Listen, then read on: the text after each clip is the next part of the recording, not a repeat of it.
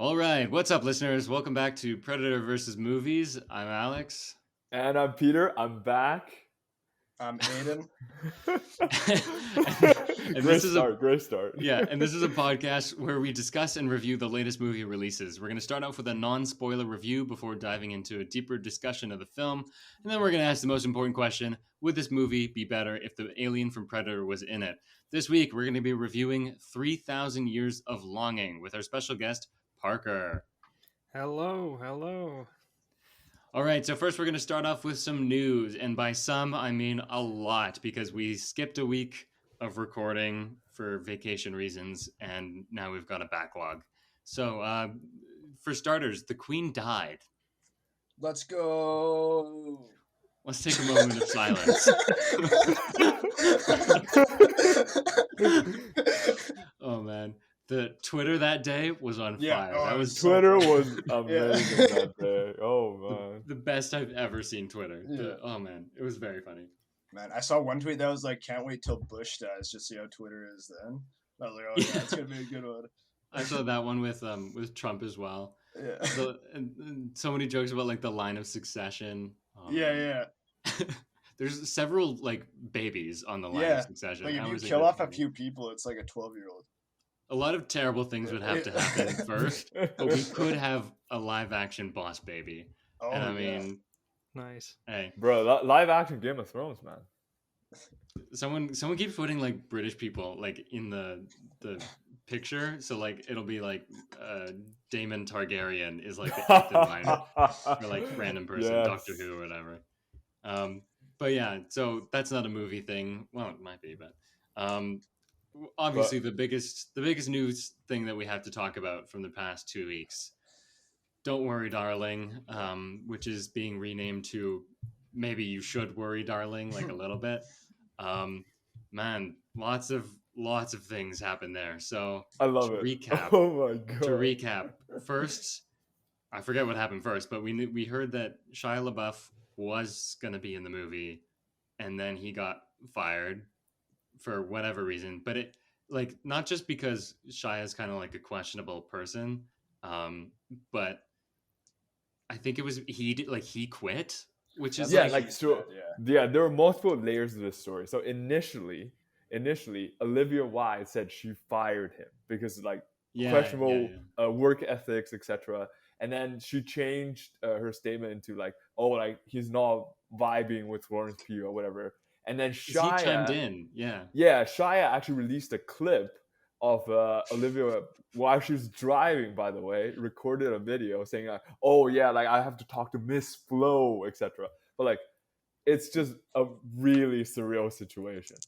And obviously you want to talk about the Chris Pine stuff? Yeah. I'll get to it. So first this was kind of like the first thing I want to say where it's like, okay, so why did Shia quit? Like something was happening. Then people started realizing that like something was up between Florence Pugh and Olivia Wilde. So Pugh said that she wasn't going to be at any of like the press things, like the press junkets for the movie, and she was only going to attend for like Venice, like for 2 seconds, and then I mean she is filming Dune, but that it also kind of says like a lot. Then she shows up and she's like holding a drink or something in Venice. Did you guys see that picture? It was great. Oh yeah. She's wearing like a purple outfit and she's got a drink. She looks like she doesn't give a shit. Then there was the whole like red carpet and people are like reading into the different things. Like everyone's like chummy with Florence, and then Harry Styles is just like signing autographs, not interacting with the rest of the cast. Yeah. Anyways, this is all like kind of like nothing. But then for the actual like seating of the thing of like watching the movie, Florence Pugh and Olivia Wilde were like separated by 3 people so that they weren't sitting next to each other. Like Chris Pine and Gemma Chan were in between them, and in between those two was Harry Styles, so that none of the potentially problematic people could sit next to each other. Can we just talk about how like Chris Pine is an absolute hero? Like he had to sit through so much shit, man. Like during the premiere, it was Harry Styles, then Chris Pine on his right, then Olivia Wilde. And I think Olivia and Harry are still dating, right? I don't know. I don't know anymore. And it seems like why would he separate them? Why would Chris Pine sit between them if they were dating? Yeah. Oh shit! I totally forgot. There's also one more thing between Olivia and Florence. During the press junket, Olivia kept trying to talk about the sex scenes in the movie and how they emphasize female pleasure, but Florence did not want to talk about the sex scenes at all. She wanted the focus to be elsewhere. That also happened, and I think I missed that bit. Yeah. And there's obviously like the famous Chris Pine interview face. Yeah. That was great. So for those who didn't see, there was a Chris Pine and Harry Styles were paired together for the press junkets, and Harry Styles is just I don't know who thought he needed to be in movies, but now he's just saying. What he said was he was trying to describe the movie, and he was like, yeah, it's a movie that feels like a real movie. and that was the clip that released, and you can just see Chris Pine like dying inside, sitting next to him. There's one more. He also said like, I actually don't know much about acting. He said the thing I love about acting is I feel like I don't know what I'm doing. Which is like, why would you tell on yourself? We knew, but you didn't have to say it. And then during all of this, like Chris Pine is just making the best faces. Yeah, it's great, absolute hero. And then finally, also during the actual screening of the movie, when Harry Styles comes to sit down, it really does look like he spits on Chris Pine. It's hard to tell for sure because like you can't see. I saw a different angle and it doesn't look like that from a different angle, but like it's still really funny. Yeah, no, I don't have like. I think like realistically, the things Harry Styles says, like they weren't that dumb. It's just the context of it all that it's like, oh, this is really funny. Yeah. And to be fair, I do want to say about the Shia LaBeouf thing is that like I've seen some people be like kind of like praising Shia and like kind of rallying behind him. It's like the allegations against him are like actually disgusting. Like it's like, and he's admitted to a lot of them, so it's like really, it's he was a piece of shit to I think what's her name, FKA Twigs, I want to say. Yeah. And then more recently, actually, during this whole thing going on, it turned out that he in 2019 he released a movie called Honey Boy that was supposed to be like autobiographical. Oh yeah, and he lied about his dad, right? He plays his dad in the movie, and he's portraying his dad as a super abusive father. And then he just like said in a press for no reason. I don't know why he said this. He was like, "Oh yeah, that was a lie. I was just lying. That was a fabrication. His dad was great to him." And I was like, "What? Why would you do that? Like that's insane behavior." The guy's actually nuts though. There was like a celebrity screenplay reading at the start of COVID, and he was playing like this high school kid who does drug all the time, and he actually like started like acting in real life. There's a scene where the kid gets high. He actually got high and started taking off his shirt in the truck with Brad Pitt and a bunch of other people all in the same Zoom call. It was fucking nuts, bro. I definitely remember that. Was that like a charity? It was a charity reading for something. Is it Dazed and Confused maybe? Maybe I think because I remember that. Do you remember the Pedro Pascal thing where like he was like laughing for 1 second and turns into like crying? Oh yeah. I think that's one of the same thing. Okay. So, yeah. So lots of drama with "Don't Worry, Darling." Some people have speculated. One final thing. Okay, you might be touching on that, but go ahead. There is this speculation that because Warner Bros. Are so broke right now, they can't really afford to market the movie, so they have to use drama to market the movie. It could be a complete fabrication, essentially, which would be great because apparently the movie's not doing so hot. For the early reviews are that it's not great. That Florence Pugh is amazing in it, and Chris Pine's really good in it too. And that other than that, it's like, it's mostly the story I've heard isn't very interesting. Like it's. just like the Stepford Wives or something. And Yeah, like, I've heard that nothing it's like pretending like you wouldn't automatically assume like there's something wrong with this idyllic place, and it's like Yeah. acting like it's gonna rug pull, but It's literally in the trailers. Yeah. Yeah, I think I saw the trailer before 3,000 Years, and it kind of reminded me of that. Do you remember this Matt Damon movie that came out a couple years back? Where Elysium. I love the Elysium. No. he's like in a suburb or something, and then it's like not Suburbicon. as it seems. Suburbicon. And I think that one completely flopped too, didn't it? Yep, it did. Yeah. And it looks like the same gimmick, and it looks like it's gonna blow it just like Wait, Suburban whatever is this did. Elysium?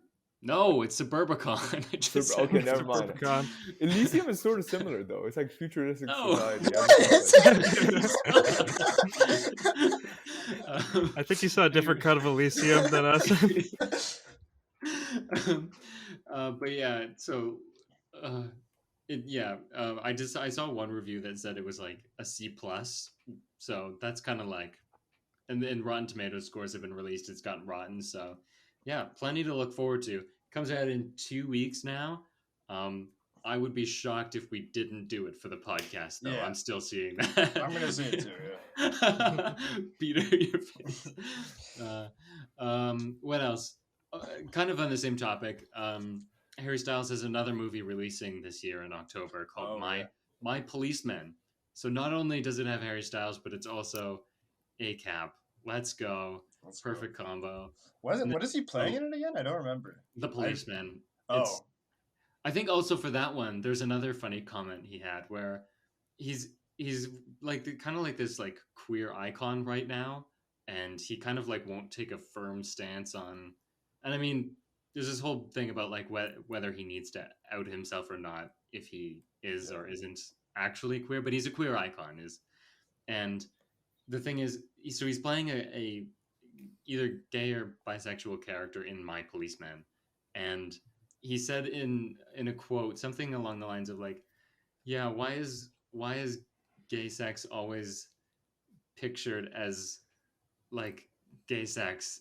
Why isn't it like the other stuff? And some people were like, why is gay sex? I don't know, Harry Styles. What does it even mean? It was a weird comment. Yeah, but I didn't see that one, to be honest with you.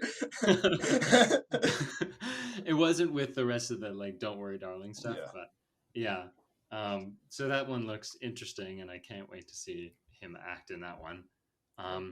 And then kind of like also on that Shia LaBeouf thread, apparently he's going to be in Francis Ford Coppola's Megalopolis. Oh yeah.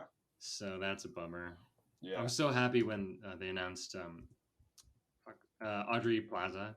Oh yeah. And now now I'm like, isn't like Brendan Fraser supposed to be in that too? No, I'm thinking of something else.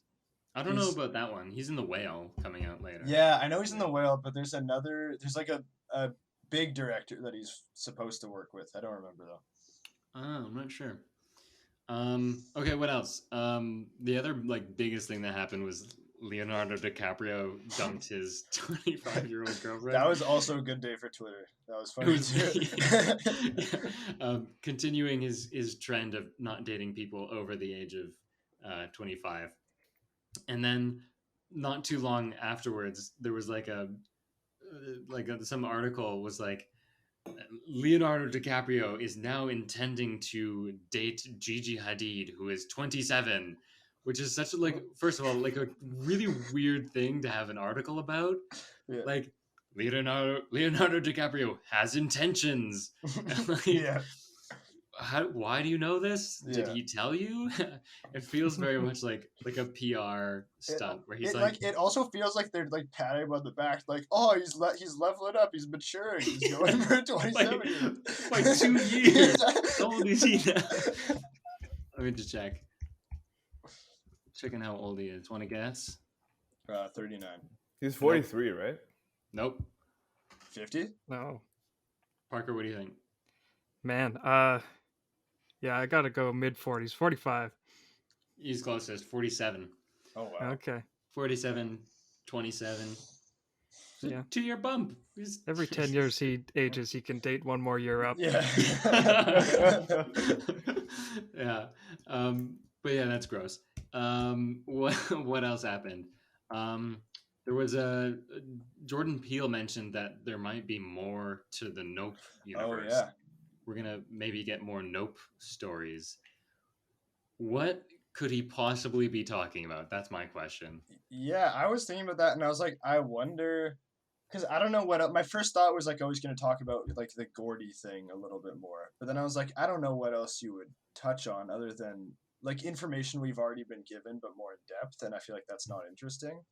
So I wonder, like, I guess the thing that like we don't know exactly the origins of Jean Jacket, and like, No. you know what I mean? Jean Jacket prequel. That's not what I mean. That's not what I mean. I just mean like was Jean Jacket hanging around doing something else before, or I don't know. Okay, sure. Maybe they'll do like Prey, and they'll just move the time period. Yeah. Jean Jacket with like, I don't know, The ancient Maya people or something. I don't know. Yeah, it was kind of maybe they'll do like the Gordy show, whatever it was supposed to be. Like they'll just do it. Oh yeah. I don't know. Like there must be something for like Jordan to like latch onto, because like he doesn't just do random things. He's always pretty purposeful. I don't know. Maybe he just liked the two characters. Like maybe it's not Jean Jacket. Maybe it's M and OJ that he wants to follow. I could see that. Continuing on this thread of following up with movies we've already talked about, I've heard lots about Thor 4, our favorite, in the last 2 weeks. I'm going to work my way up to my favorite piece of news. So first we heard that Gore was supposed to sacrifice the children in the original script. Like he wasn't just like kidnapping them so that Thor would come rescue them. Like in some convoluted thing. Like he actually needed to kill them so that he could open up the thing or whatever. There was more than one draft of the script? That's crazy. Shocking, right? But yeah, it wasn't only just Stormbreaker, and honestly, good for him. Good for him for killing those kids, because that would have been something. At least there would have been something. More recently, there's been some fixes to the CGI on Disney Plus. They've updated the version of the movie. So I think the biggest one was Axel's head, the floating head. People noticed that it was clearer and like they had fixed it a little bit. It doesn't look better. It still looks like the floating baby head in the sun from Teletubbies. Yeah, like that's more or less what it looks like.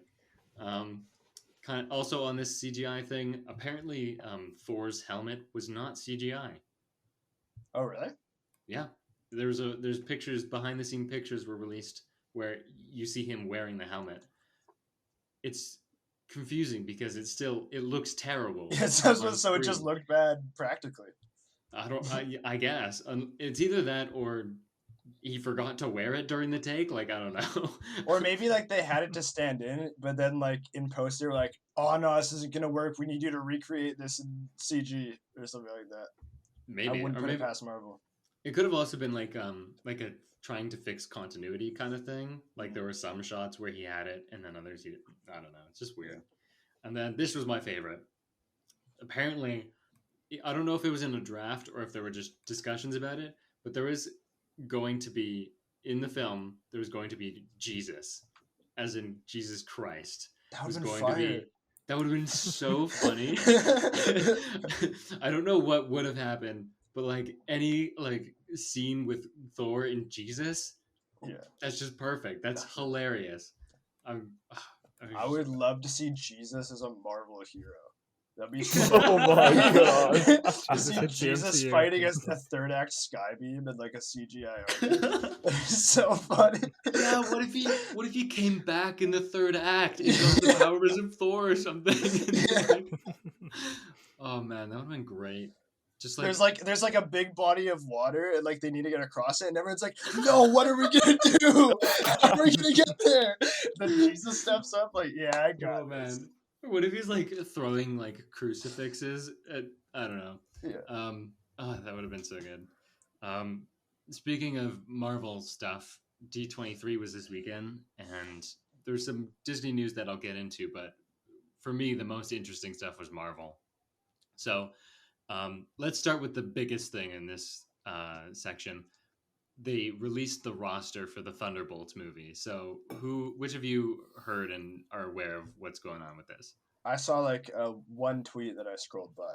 Yo, I wouldn't say that's the biggest news, man. That's for me. This is a huge discussion. I hate it. Yeah, I just saw a picture of it.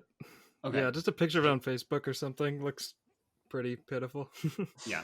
So Thunderbolts is kind of like Marvel's answer to the Suicide Squad. It's supposed to be a team of villains that usually are reformed or more like the anti-heroes. So the original incarnation was a bunch of villains that were masquerading as heroes, and then there's this big reveal when they take off their masks and you realize, oh, they're actually villains in disguise.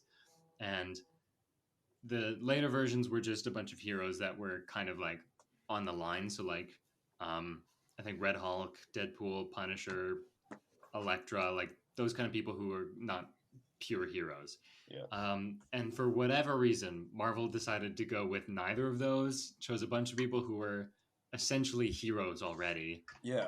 I'll give the list now for people who don't know. So it's Yelena Belova, the new Black Widow, Florence Pugh again, the Winter Soldier, Bucky, U.S. Agent from Falcon and the Winter Soldier, Taskmaster from Black Widow, Red Guardian from Black Widow, and Ghost from Ant-Man and the Wasp, and then Julia Louis-Dreyfus.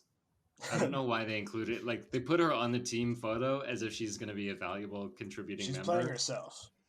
Yeah. She's going to be Julia Louis-Dreyfus. Actually, no, she's reprising her role as Elaine from Seinfeld. Oh, that would be fire. Yeah.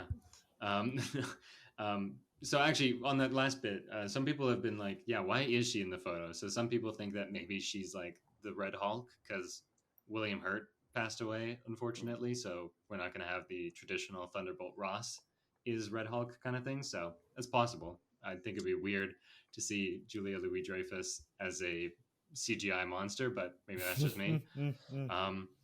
The common complaint, though, with this team is that it's basically a bunch of people who have the exact same powers. It's so like hand-to-hand combat specialists, and some of them are strong. Yeah. That's also, like almost 90%. All of them were like redeemed in their respective movies by the end of. Also true. Movie. So like, no villains in the Thunderbolts movie. Yeah. U.S. Agent was kind of like one of those on the line characters, and yeah, that's it. That's literally it. All of them are heroes or were basically redeemed by the end of their movies. So yeah, it's not looking great. Zemo is also missing from the roster, like that's what I was gonna bring up. Which is really weird. Mm-hmm. Which would have been my favorite character from the team. Some people have speculated maybe he's in the movie, but as kind of like an antagonist, so he could be leading like a different Thunderbolts team. The real Thunderbolts. Yeah, that's like the proper one. That would be something. I don't know. And I also noticed that I feel like they're all the characters are just from things that people didn't really like. So like 3 characters from Black Widow, because no one liked that movie. 2 characters from Falcon and the Winter Soldier, which was pretty mixed reviews. The Ghost from Ant-Man and the Wasp, which a lot of people didn't like. I really like that movie personally. I actually thought it was fun too. Yeah. I think I liked it in theaters, but I've heard a lot of negative things more recently, so I'm gonna rewatch that one eventually and see where I stand on it now. But yeah, so I don't know. It's disappointing. The characters that are in the MCU that aren't on the team. So Zemo, the Abomination would have been interesting. Although She-Hulk is using him, so that could be complicated. Justin Hammer. I mean, that's a big ask. That's a big ask. Sam Rockwell coming back, bro. But I love Sam Rockwell. Yeah, he's so great. He's great. I think he's also in Armor Wars, though, the Iron Man. Yeah. Thing. He might be. Mm-hmm. Batroc. No, I guess he's the same. But yeah, there's a bunch of. I don't know. I'm sad that like not even like 1 or 2 interesting characters. It's just Ghost. Ghost is the only one who's different from the other guys. Yeah. I guess the dynamic between them could be fun, but I just don't understand why they put Bucky on the team, man. Like Bucky is so out of place. I think they don't know what to do with him anymore. Like he's had his arc. Like, what's the point? What is Bucky? You know, I don't know what his thing is. I've seen him for way too long. Yeah, I don't care for him. It will be really fun seeing like how Yelena interacts with the team members, because she's just a really fun character in general. But like, she's great. She's on the team with her dad. Well, like stepdad. Yeah. I was thinking about that. Yeah, her essentially her dad, for all intents and purposes, right? Which is it's so weird. I tweeted out to the ether. I tweeted, I feel like Kevin Feige overestimates how much Red Guardian content I want in my life.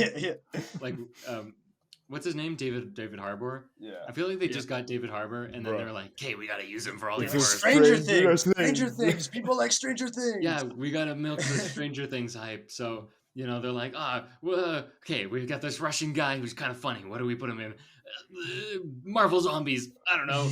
What else do we put him in? Thunderbolts. I don't know. And then we're gonna get, I don't know.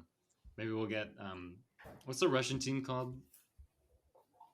There's a Russian version of the Avengers with a bear. Oh man, I'm not remembering. I'm blanking, dude. I'm gonna look it up. No, that's a movie. There is a movie. Oh right, okay. There's a movie from 2017 called The Guardians that is an Avengers knockoff, but that's not what I'm talking about. There's a team called the Winter Guard, and so he could have been a part of that because he usually is. He's the Cap, and then Yelena is the Black Widow, and there's a person who's a bear. This is the Hulk. That's just so funny to me.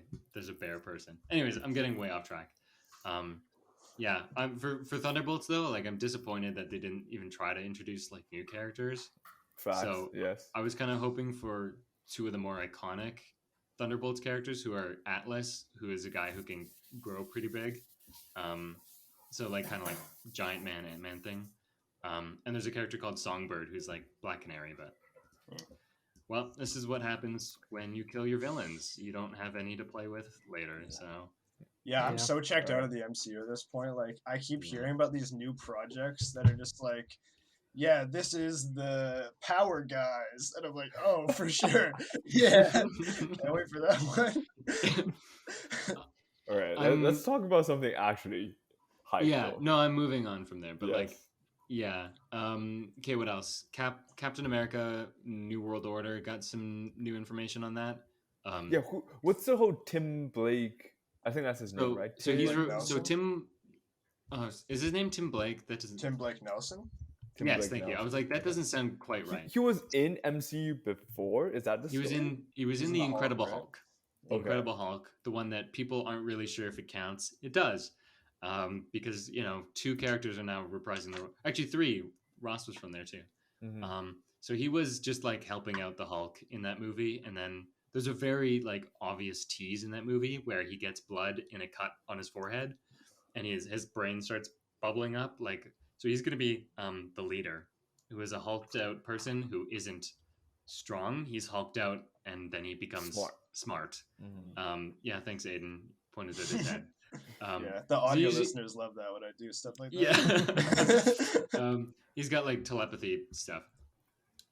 So that's interesting. I don't know how that has anything to do with Captain America, but they're really trying to push Hulk right now, which I think is hilarious. So the whole She-Hulk is expanding the Hulk universe, and then you got this. I mean, they could do something. They described it as a paranoid thriller, so it seems like they're trying to recreate the Winter Soldier, which I mean, solid move. That was the best Captain America movie. So maybe they're trying to do like, maybe the leader's like behind, what is it, QAnon or whatever? Maybe he's behind it. I don't know. But people have pointed out, speaking of like QAnon stuff, people pointed out that New World Order is like a conspiracy theory that's anti-Semitic, and then the villain of the movie, Tim Blake Nelson, is Jewish. Oh, and no. Then they figured that maybe that's why they're also introducing the first Israeli superhero. I don't even know. I've never heard of this character. I think it's also part of like, they're trying to bring out characters that are more representative of like the world. So if you remember Moon Knight, there was the Scarlet Scarab character, another character I'd never heard of, but it's an Egyptian hero, and then we have one of those, and that's great. So that's interesting. Some people though were like, it's interesting that Marvel is now taking a hard stance on the Israeli-Palestine conflict with this one. Like the podcast I did will not see be that, making a stance on that. and I was just like, I just know that they're gonna make a very like they're gonna fumble it's hard. not gonna be good. Like, no, I just hope that it's not like Wonder Woman 84, where that one was very sketchy. It's quite a tightrope they have to walk for that one. Actually, kind of I guess this fits that thread. This is kind of more of a rumor thing that might be true, so take this with a grain of salt, and if you don't want to know, don't listen right now. But some people have been saying that Moon Knight is going to be in the movie too. If true, crazy, because we've already got a Hulk character, and then the fact that you've got an Israeli hero, and then like Egypt, and I'm like, I feel like we're starting to get into a situation that could be interesting. I'll leave it there. Last thing about Cap though, Carl Lumbly is coming back. He was in Cap. All these names are so hard to remember. The Falcon and the Winter Soldier. He was in that one. He was a Black Captain America who had been experimented on after Cap, and I thought that was like the Isaiah most Bradley. Part of that show, I think. That was the good part. That was the good part of that show. That was one of the things. Leaving that show, I was so shocked that we didn't have a flashback episode. I was like, why didn't you do that? They had like so awesome. They had this super interesting story, and they're just like, we're just gonna have Sam and Bucky like hang out on a boat though. What if they did They're just padding time. So I'm really glad that he's coming back, and then maybe they'll actually do something with it. Okay, moving on from there. Kingpin is back in Echo, and Daredevil is happening, and Born Again, but the best thing about Kingpin though is that, so people have been wondering, at the end of Hawkeye, he gets shot off screen by Echo, and so people have been wondering, is he dead? What happened to him? Obviously he's not dead. You don't just kill off Kingpin. But apparently the way they're gonna resolve this situation, so what happens is you see her hold a gun to him, and then the camera moves away, and then you hear the bang, and we don't know where he's shot. And then all we've heard from like just conversation, there's no pictures, is that he's gonna appear in Echo with a Band-Aid over his eye. That'll fix the Carl from The Walking Dead. I guess. I don't know. Like, is he gonna be like permanently Nick Fury? Like, I don't know. It's a weird look for Kingpin. I loved Daredevil. Like, Daredevil is probably I think Daredevil is one of my favorite shows ever. And like, it's solid. I didn't like the way Kingpin was in Hawkeye. I was like, man, I love Vincent D'Onofrio, but like, I don't like this depiction of it. Like, he's like, not at all. It was wrong. He was. I have to agree. He was a bit too like strong. He was like the Hulk. Like you just like throw anything at him, and it was like, I don't know if all of those things would have worked. Because like he's supposed to be like a character that's the whole mystique and the intimidation factor comes from that he's everywhere but he's nowhere. You know, like you can't find him, but his influence is everywhere. That's what's scary about him, and that's what's so perfect for Daredevil. You know, like you can't really find him in the legal battles because he has so much power and influence. But like even like trying to track him down for Daredevil is difficult. And I think like this sort of also, like he is also strong though. Like if you remember, yes, but I felt like there's so many. He felt like bulletproof though. Yeah, exactly. Like, and also like there's so many strong characters in MCU already. There's no like there's nothing special about him if you just make him another strong At least think guy. about this. Think about the Spider-Man PS4 game. Like one of the very first. You haven't watched it online though. I know you do that. No, have not. Fine. Early is it like comically big? Like he's comically larger than Spider-Man. But anyways, my point is he's really strong in the game too. Like He's just supposed to be like a heavy hitter, kind of like a football player, right? Okay. But yeah, I think they took it too far in the series. Anyways, that's enough about Kingpin. We got a first kind of bit about what the Marvels is going to be about. That's Captain Marvel 2. Yeah. So apparently, the plot kind of like gist is that the three heroes, Captain Marvel, whatever they call, what's her Maria or Monica Rambeau, whoever's the younger one. Monica. I think it's Monica. Yeah. It's Monica. Okay, so Monica, the younger one, who might be Photon. Hard to say what name she'll take, or Spectrum. It could be Spectrum. And Ms. Marvel, Kamala Khan. The three of them, their powers are going to be entangled. Because they're light powers. I don't know. Yeah. And so then every time they use their powers, they switch places. And that's what the movie is about. They have to team up because they switch places. If they execute that correctly, that sounds like a really fun movie. I would enjoy that. I've heard that it's supposed to be like kind of funnier. And I think I heard it was even supposed to be funnier than Ant-Man 3. So it's funny how they kind of switched. Like Ant-Man went dark and Captain Marvel went funny. Because like I know there's another thing is that they go to a planet where you have to sing instead of talk or something. So there's going to be like musical sequences. Okay, I hope it's not too funny. Yeah. Because I felt like Marvel's gone way too lighthearted. Like you can't just laugh at everything, Mm-hmm. And I feel like there's like appropriate moments. It's supposed to stay neutral or like a little dark. Yeah. But... okay, I'm gonna try and wrap up some of the other things. So Ironheart, they talked about Anthony Ramos, who was that guy in Hamilton, and then he was in The Heights. He's gonna be playing the villain, the Hood. That's a guy who has a magic cloak and guns, and apparently it's gonna be magic versus tech. Okay, if you say so. Let's go. I hope I say this name correctly. Ke Huy Quan from Everything Everywhere All at Once, the husband. He's going to be in Loki season 2. That is cool. Awesome. He's going to be playing a TVA agent, which is exactly what I would have guessed. Love that guy. Fantastic Four has its director confirmed. I think we already talked about this. Matt Shakman from WandaVision. He left Star Trek to direct this movie, so I hope it's good. No further news on casting, though. Unfortunately, I guess it's just too far away for that. But yeah, Aidan? I was just gonna say I hope they don't do the like John Krasinski, like Emily Blunt family thing. Like I don't think they probably will. Not. But like I don't want to see that. I didn't like John Krasinski I don't love John Krasinski that much in general. I don't want to see that. Yeah. I heavily concur. It seems that from what I've heard, it seems it could be still a white person. I was kind of hoping that they might branch out and do like specifically for Mr. Fantastic. I feel like they could do something more inspired, like the guy from The Good Place, Chidi. Oh yeah, great.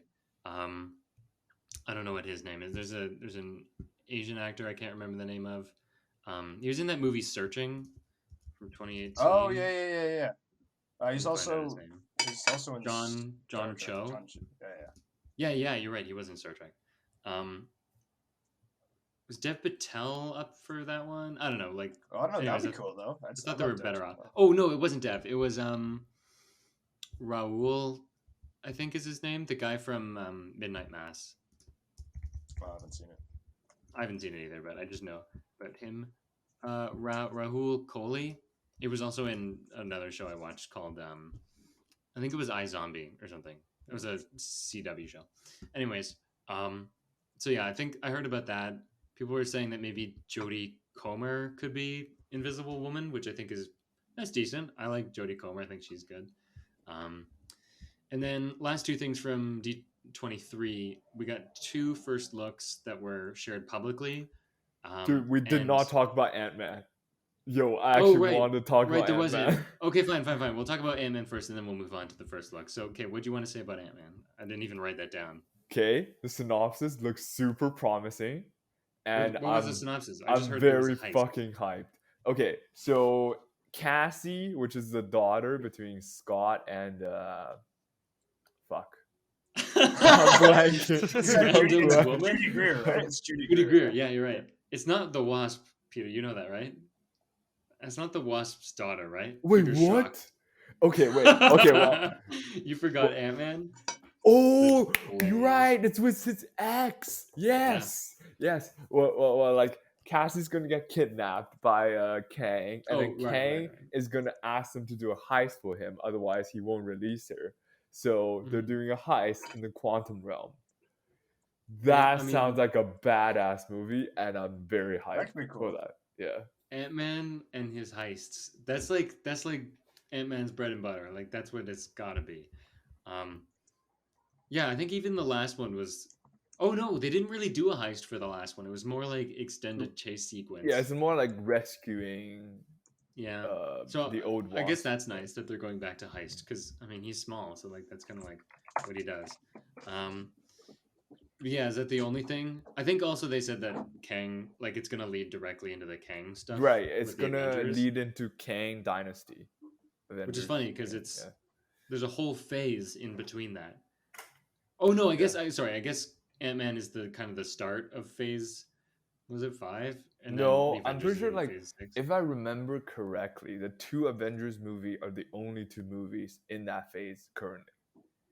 Yeah, because they haven't announced everything else, but it's going to be a full phase. So So, but like what I mean is, if you're saying Ant-Man leads directly into the Avengers movies, it's Ant-Man, the entire rest of Phase 5, then Phase 6, and whatever the Avengers do. So you have to get through Phase 5.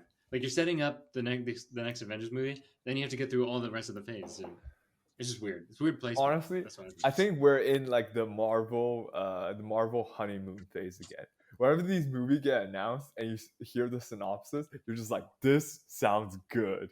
And then when the trailer comes around, you're like, this looks good. When you go to the theater, it's like, this movie was shit. I'm never believing in Marvel again. It's like circle of suffering. You know, it's a cycle of suffering. I've freed myself. I've freed myself from the shackles. I might have said this on the pod before, but I'm unchained. I'm no longer held down by the Marvel weight. I'm above the surface, and I'm checked out. Guy. And I'm better than I've ever been. You've descended. Yet when Black Panther comes out, he's still gonna see it. I'm gonna go watch that one. Yeah, if it looks cool, I'll go watch it for sure. I think all you have to do is like just realize that it's in kind of like a weird era right now where they need to figure out what they're doing. And if you acknowledge that not everyone is going to be great, then you can go to all of them and still be like, you know, or I know some people are kind of like picking and choosing what they want to watch. I don't think I'm quite there yet. I think I'll watch it regardless, but that's where I'm at. I'm not watching the slosh. I'm not watching like She-Hulk and the slosh. Yo, you don't like Megan Thee Stallion twerking with We'll get to it. We'll get to it. That's in the rec section. Okay, last bits from D23 for Marvel, I swear. We got 2 first looks that were released publicly. We got one for, let's start with Secret Invasion. So hands up who saw that one. Okay, just Peter. Well, this is going to be a dull conversation. I should send these in advance. Maybe I'll do that next time. But so the Secret Invasion series, which features Nick Fury, and there seems to be some plot by bad Skrulls. So I get, because it is Skrulls, so I'm glad they're keeping with the Skrull thing. But not all Skrulls are bad. Just remember that. Yeah, Nick Fury, what's his name? The guy from Ben Mendelsohn. Ben Mendelsohn. I was gonna say Kingsley, but that's not the right guy. He's in a different Marvel. That is the bald guy in Shang-Chi. Yeah. Yes. Ben Mendelsohn, Olivia Colman, Daenerys. What's her name? And Emilia Clarke. Oh my god. Whoops. Another famous guy. Is it something? Give me a second. I'm gonna have to look it up. Anyways, it looks awesome. It looks like Kingsley Benadir is his name. It looks like the best parts of like the Winter Soldier, like thriller wise. Oh, cool. And it's this secret invasion of shape-shifting aliens. I think it'll be great.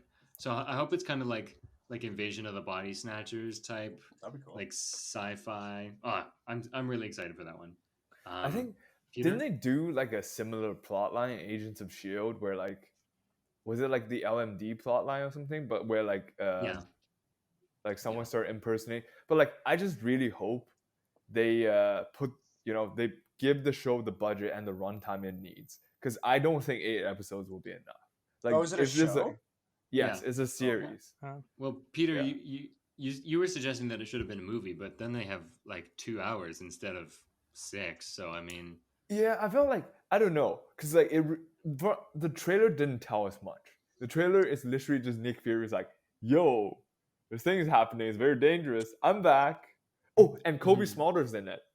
Yeah. Oh, well, Maria Hill. Yeah, Maria Hill. But like, I really hope they execute it correctly, because they sort of like they need to reveal the plot slowly. Like we can't see the whole picture right away, because that's usually what the 8-episode format does. It's like you see the whole picture way too quickly. It's a 6 episode, like and I feel like this is a show where the suspense and the shock factor when you realize what the actual plan is. Like we know the gist of the plan, but I think it's a nuanced detail that makes this show interesting. So I hope they execute that correctly. Still pretty hyped, but hoping we get more than 6 episodes.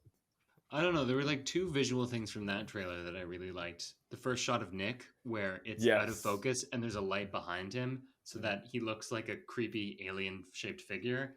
That was just a moment where it's like one of those things where it's like, oh, Marvel is actually looking like a movie, like they're doing something. Like it's a shot that you're like, oh, that's like that's a shot that has meaning behind it. It wasn't just like, oh, I put the camera down, let's film, right? Yes. And then there was another shot that was not quite that, but where Ben Mendelsohn, I think, threatens the Kingsley Adir actor. And then start appearing all around him. All the civilians who are sitting at other tables all stand up, look at them, and then they change into the same actor. So it's like they were all Skrulls. Oh, that's so cool. Speaking of things that actually look like real things, Werewolf by Night has leaped up to like the top of my most anticipated Marvel projects. So I'm getting blank looks from some of my pod members. Yeah, I can't say no that one is. that's what I'm saying. Like people are just like, dude, I can't wait till Starfish Man. And I was like, I was like, yeah, dude, that looked great. Werewolf by Night is definitely one of those characters. He in the 70s, I want to say, he actually had like his own series. Like so, it was Marvel's answer to the Wolfman, to werewolves, whatever. And they gave him the lengthy name Werewolf by Night. I don't know why. It's a terrible name, but they have to go with it. Like that's the trademark, right? And so it's a Halloween special. So it's only a one-off. It's directed by longtime Marvel composer, something Giacchino. I'm forgetting his first name. Like Michael, I think. That sounds right. Yes, Michael Giacchino. So he did the scores for like Spider-Man and Doctor Strange. And so he's taking the director seat. He has directed things before. And it looks great. It looks like they took like the visual styles from the Universal monster movies from like the 50s, I want to say. So it's black and white and very much like non-continuity editing at times, at least for the trailers. Oh, yeah. Where there was like freeze frames zooming into the eyeballs after the freeze frame. You should check it out because it looks really, really cool. I hope that it's not just like one of those instances where the trailer is, really good and the product isn't great. But I'm shocked at like how unique it looks. So that one looks really cool, and it's a bunch of like people are trying to hunt a monster. Like they're brought into this thing, and then they're like, "Okay, you're gonna go hunt this monster, and by the way, one of you is the monster," because it's like a werewolf thing. So seems awesome. And also, Man Thing is in there, another hero where you're like, "Is that real?" Yes, and that's it's a swamp monster who looks like a swamp monster. So like so Man Thing. Swamp Thing is DC's version. Yeah. That's the exact same. Okay. I think that character is one of those interesting ones where I want to say they were created in the same year within months of each other, and the people who created them had been roommates. Oh, really? So it's not even like Aquaman was 1 year and then Namor. Actually, sorry, it was Namor first and then Aquaman was years later. It was like the same year within months. People had known each other. That's crazy. Anyways, that's enough for Marvel. Unless I've missed something. Oh, Peter wanted to do a hype ranking. Peter, what's your hype ranking? Okay, I was gonna include Star Wars stuff as well, but if it's just pure Marvel, I'd say. Okay, just because it's coming out soon, I'll rank. Huge list too. Like it's so long. Yeah, so like, what are we including here? We're including Secret Invasion, Werewolf by Night, Cap. What else? So just anything. Bolts. Yeah, anything that had news. I don't know. What do you guys want to include? They didn't even know about half of it. Yeah, I was gonna say I didn't watch shit, so like I'm gonna be like, that Ant-Man thing sounds cool. And then I'm not gonna be best for hype. How about everyone just says their most anticipated? Yes, I think that's a good idea. Yes. Let's not bother with a ranking. It's a lot. So I would say Werewolf by Night. It looks great. Watch the trailer, guys. Okay. Okay, personally, even though we didn't see any footage, my most hype one is still Loki season 2, followed close second by Ant-Man 3. Ant-Man 3, yeah. I hope we don't get to Ant-Man 4 because we've seen what a fourth movie does to a person. More goats. Need more goats. Yeah. Yes. Do you guys have any anticipated projects? Yeah, I don't. I'm kind of like that. Kind of like Aidan. I'm in the camp where post Endgame, I sort of checked out a bit, and I've watched like a couple things since then, but not anything super in depth. So maybe Ant-Man 3, since that's like characters that I'll still recognize. But I don't know. I saw Doctor Strange because I recognized. Yeah, I was really let down by that one, and I've been let down by all the TV shows so far. So I really got no hype left for Marvel. That's fair. Aidan? Yeah. The TV shows have killed me. Like I think they've mostly been like really bad. Yeah, I like Loki. Loki Yeah, was good. I thought Loki was like kind of interesting. I didn't really love it until like the last couple episodes, and then I was like, oh, okay, like I kind of get what it is. But yeah, I don't know. I'm kind of in the same thing where like I'm not super hyped for anything. It's just like I'm gonna watch Black Panther 2, and then I'll see what else I watch. Yeah, that's fair. That's kind of what I expected. All right, okay, now comes to the real segment. The Star Wars segment. Oh, I honestly didn't even write anything down for Star Wars because it was stuff I'd already heard before. There was a new trailer for Andor, so go check that out if you want. 24 episodes, by the way. Really excited. I have to say, I didn't actually like this trailer. Didn't do it for me. Like I think the first thing we saw, the teaser or whatever, came out first. I mean, it's the same thing. Like they're just rehashing the same thing at this point. Like I get it at this point, and it still looks fantastic because they're not using the volume. Thank God. And it's I've seen certain things like thriller. They like built a town for this one. Like, why is this the show? Like this random character from like Rogue One. This is the one they're going all dead. About. Like we know where he ends up, but they actually they hired a lot of great actors with this one as well. We have Stellan Skarsgård. Yeah, and like the original Mon Mara. What's her name? I don't understand. That's the other. It's like Red Guardian for Marvel. I feel like Kathleen Kennedy overestimates how much I care about Mon Mothma. Oh yeah, that's her. She keeps appearing. They're like, bam, Mon Mothma's back, and they're expecting us to go, oh my god, it's Mon Mothma. So she's back, and also Saul Guerrero, Forrest Whitaker is coming back, which is fantastic. Oh, really? I think it's Saul Guerrero. Yeah, it's not sorry. Gorilla. My bad. But 24 episodes. I think it'll be good. I guess isn't that over 2 seasons though? No. There Are you telling me the first season is 24 episodes long? And they're doing a 3-episode premiere. So it's crazy how I didn't know that. When it comes out later this month, it's going to be 3 episodes on one day. I don't believe. Like 5 years ago, a 24 episode season wasn't crazy at all. like of a show. Like that was just a normal thing. It's over 2 seasons, Peter. There's only it's over 2 episodes. seasons. Okay. Yeah, because it like makes sense for a sitcom or something that's like easily shot on a soundstage, like 24 episodes. But that looks really high budget, or I'd be shocked. Wait, so when's the second season coming out? Is it coming out soon? No, or... not now. It's later. Okay. But yeah, you were right. There is a 3-episode premiere. I love it when they do that because it's like so often they release the pilot and most people are like, I don't get what this is. I'm not on board. Yeah, exactly. Yeah. And the critics get to see him lumped, so then it's like they get it, but especially for She-Hulk. I'll talk about She-Hulk later, but you have to get to episode 4, and then I was like, anyways, what else about Star Wars? Mando season 3 teaser trailer. I don't know which it was, but that one looks good. I'm excited for Mando again. Yeah, I like Mando. The guy who was in Boba Fett. I feel like they.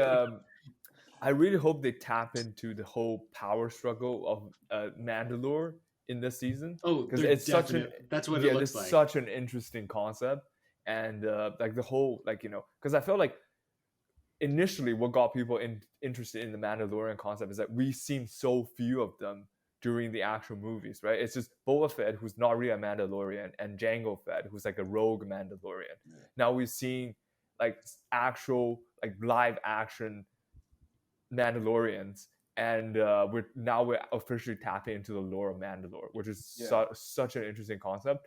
I have not seen Star Wars Clone Wars personally, but they explored that a lot more in Clone Wars, and it's genuinely pretty interesting. Yeah, I love Clone Wars, and so that's why I'm particularly interested in that. I think Clone Wars is the best Star Wars content in my opinion. So I'm excited to see that kind of stuff. The best? It is the best. Like the later seasons are the best Star Wars content there is. It's actually pretty hype. It's like big characters duking it out in there. Yeah. I've seen the Clone Wars. I think I've seen almost the whole thing. I didn't see the new season that was like for Disney Plus, but last like 3 seasons are just heat.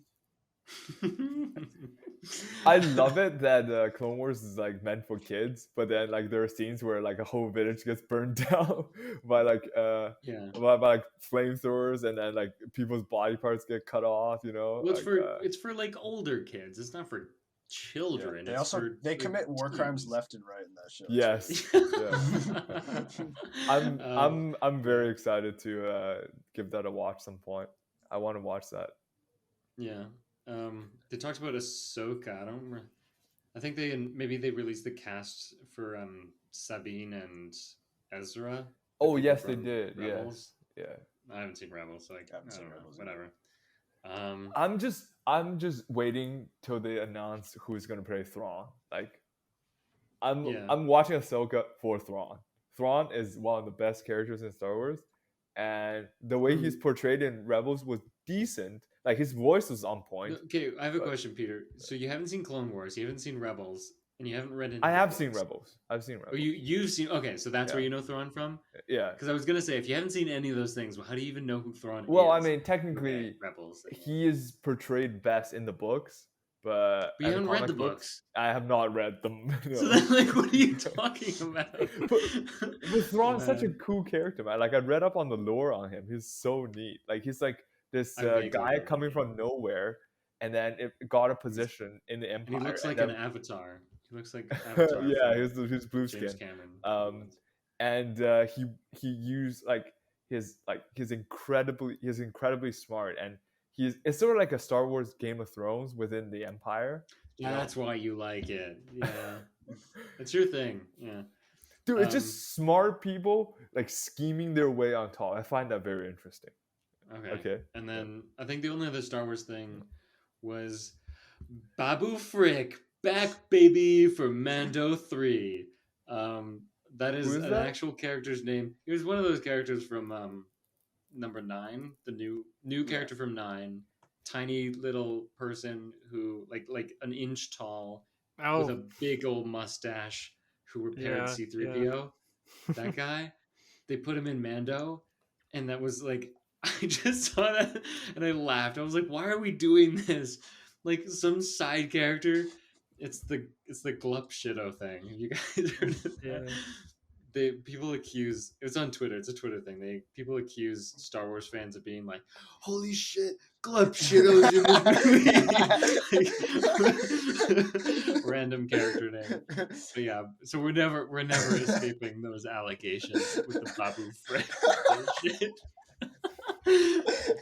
Oh my god, I just googled it, and apparently Babu Frick's played by the same actress that played Myrtle in Harry Potter, the ghost in fucking the Chamber of Secrets. Yeah. Okay, well, sure. But yeah, so he was 80. I looked this up because I was like, how old is this guy? So he's 85 in the new ones. So he's in his mid-50s in this. Not that anyone cares. But, so much Babu Frick lore. I didn't have any. There's a whole Wikipedia article, every character, including Babu. But yeah, that's it for Star Wars as far as I know.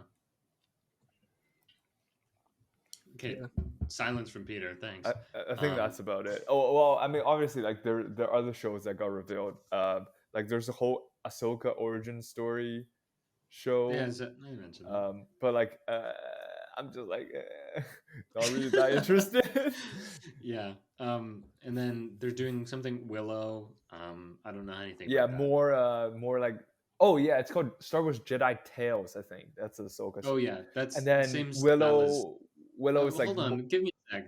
Tales is like 6 shorts that are like the Clone Wars style, so like the same 3D kind of like cartoon. Yeah. I think it's like Dooku, Ahsoka, and then someone else. That's it. It's just some of them are Ahsoka, some of them are Dooku. Yeah. And also Mace is in there, Mace Windu, and all that. Whatever you say. I think Dooku is kind of interesting, but that's another Glop Shido, isn't it? His name is Dooku. Anyways, there was D23. There was stuff for Indiana Jones 5. We didn't get to see it, unfortunately, but Harrison Ford did cry. Yeah. Apparently. Cool. I mean, I'm down for that. Dude, that guy is such tears, but I think the movie should be good then. Dude, low key, that guy can be a real asshole sometimes. Like, I love Harrison Ford; he's such a cool guy. It's crazy how much he doesn't like. He hates Star Wars. Yeah. But he'll cry over Indiana Jones. That's crazy. What a range. But yeah, so there's that, and we're getting a sequel to Inside Out for those that care. It just sounds like Big Mouth. Because she's going to be a teenager now and there's new emotions. So I guess we'll get hormone. I did not like that movie. I thought that movie was pretty bad.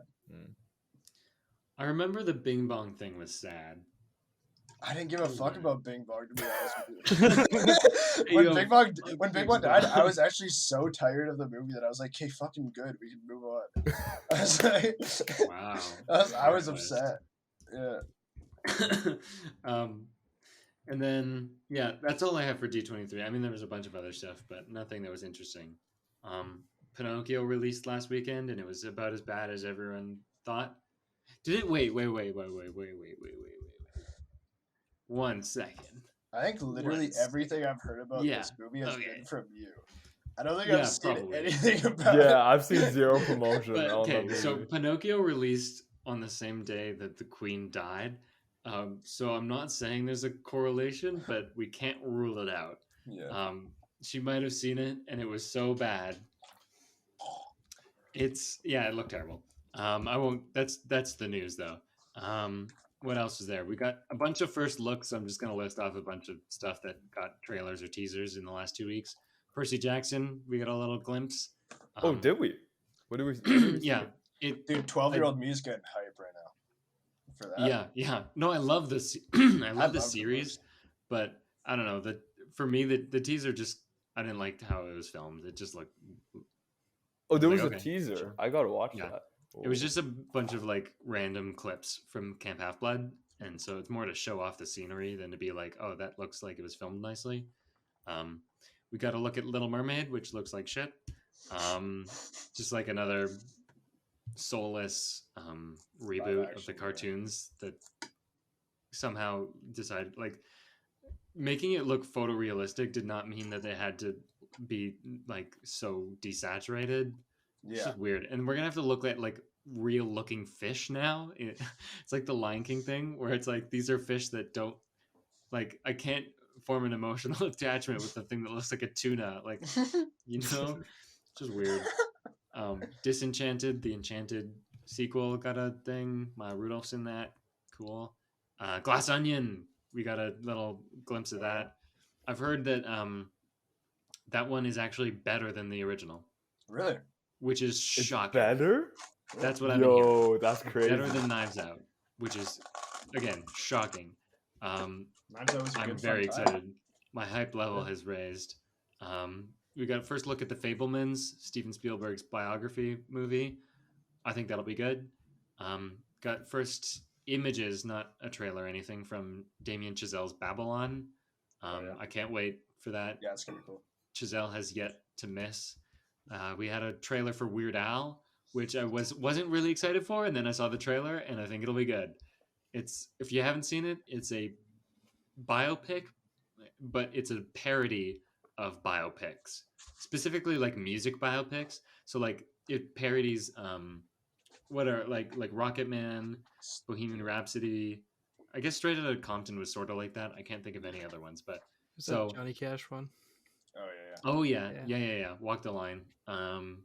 And so everything is very like stylized and like jokey. So he's like, wait, say that again, like that kind of thing. Like someone says like a lyric or I don't know. And then he does like eat it or whatever. Like the yeah. And I think Madonna is in it, and they have like a relationship in that, and I think that's not true. So like that was just like for the movie, and it's really like just jokey. Not the real Madonna, by the way. It's Evan Rachel Wood playing Madonna. Wow, the real. Yeah, it's a biopic. It's from the past, so they didn't like de-age Madonna herself. Yeah. And also, what? it's the main character is played by Harry Potter. Yeah, Daniel Radcliffe. Saw that. He's great. So yeah, that's all the things that got first looks. We've got bits of news from DC. So there was Susan Sarandon was on Jimmy Fallon or something, and she talked about Blue Beetle, and it sounds really interesting. Apparently, it's mostly in Spanish because it's like it's a character who's Latino. I forget if he's from Mexico or not, but and so they're gonna use subtitles, which is really bold for like such a like a DC or any hero movie really. Shang-Chi tried to do that a little bit, and then Susan Sarandon plays one of the villains, and it's gonna be like the military industrial complex. So I'm like totally on board right now. Yeah. I'm just waiting for them to cancel it because that's what or to DC film likes it to and do. then cancel it. Yeah, well, it has been filming. They've okay. There's been some pics of, and the suit looks good. The Blue Beetle suit looks good. We got a full new trailer for Black Adam. It looks like a movie from like 2015. Dude, like, I gotta say, filter. I gotta say, orange filter for the Middle East. Dr. Fate looks so good. Oh, that's my what I was gonna goodness. say. For a movie that like is gonna be really lame because The Rock is the lead character and he can't emote, like. Dude, Rock only has one emotion, dude. CGI looks fantastic, which is not something you hear. Oh my god. So yeah, what Peter was saying, Dr. Fate is like what we wanted Doctor Strange to be. Like he just does all the cool stuff. Like he makes multiple projections of himself. I can't even remember what he does, but it's so cool. Yeah, I'm only hyped for that movie because of Noah Centineo. And that's it. Ew, no. No, so I don't know. I think it'll. That's the one thing. I don't know if it'll be good, but I'll watch. I think it's probably gonna be like a 70% on Rotten Tomato. You know, it's like a really fun time. But like, if you're really looking for like a message in the movie, there's none to be found. Maybe it'll be like like Shazam level. Like it won't. Yeah. I just feel like it's like it's a good, fun action movie. You know? Yeah. In the past 2 weeks, DC had gained and then lost a Kevin Feige. I forget his name. Something Lin, I want to say. I'm so close.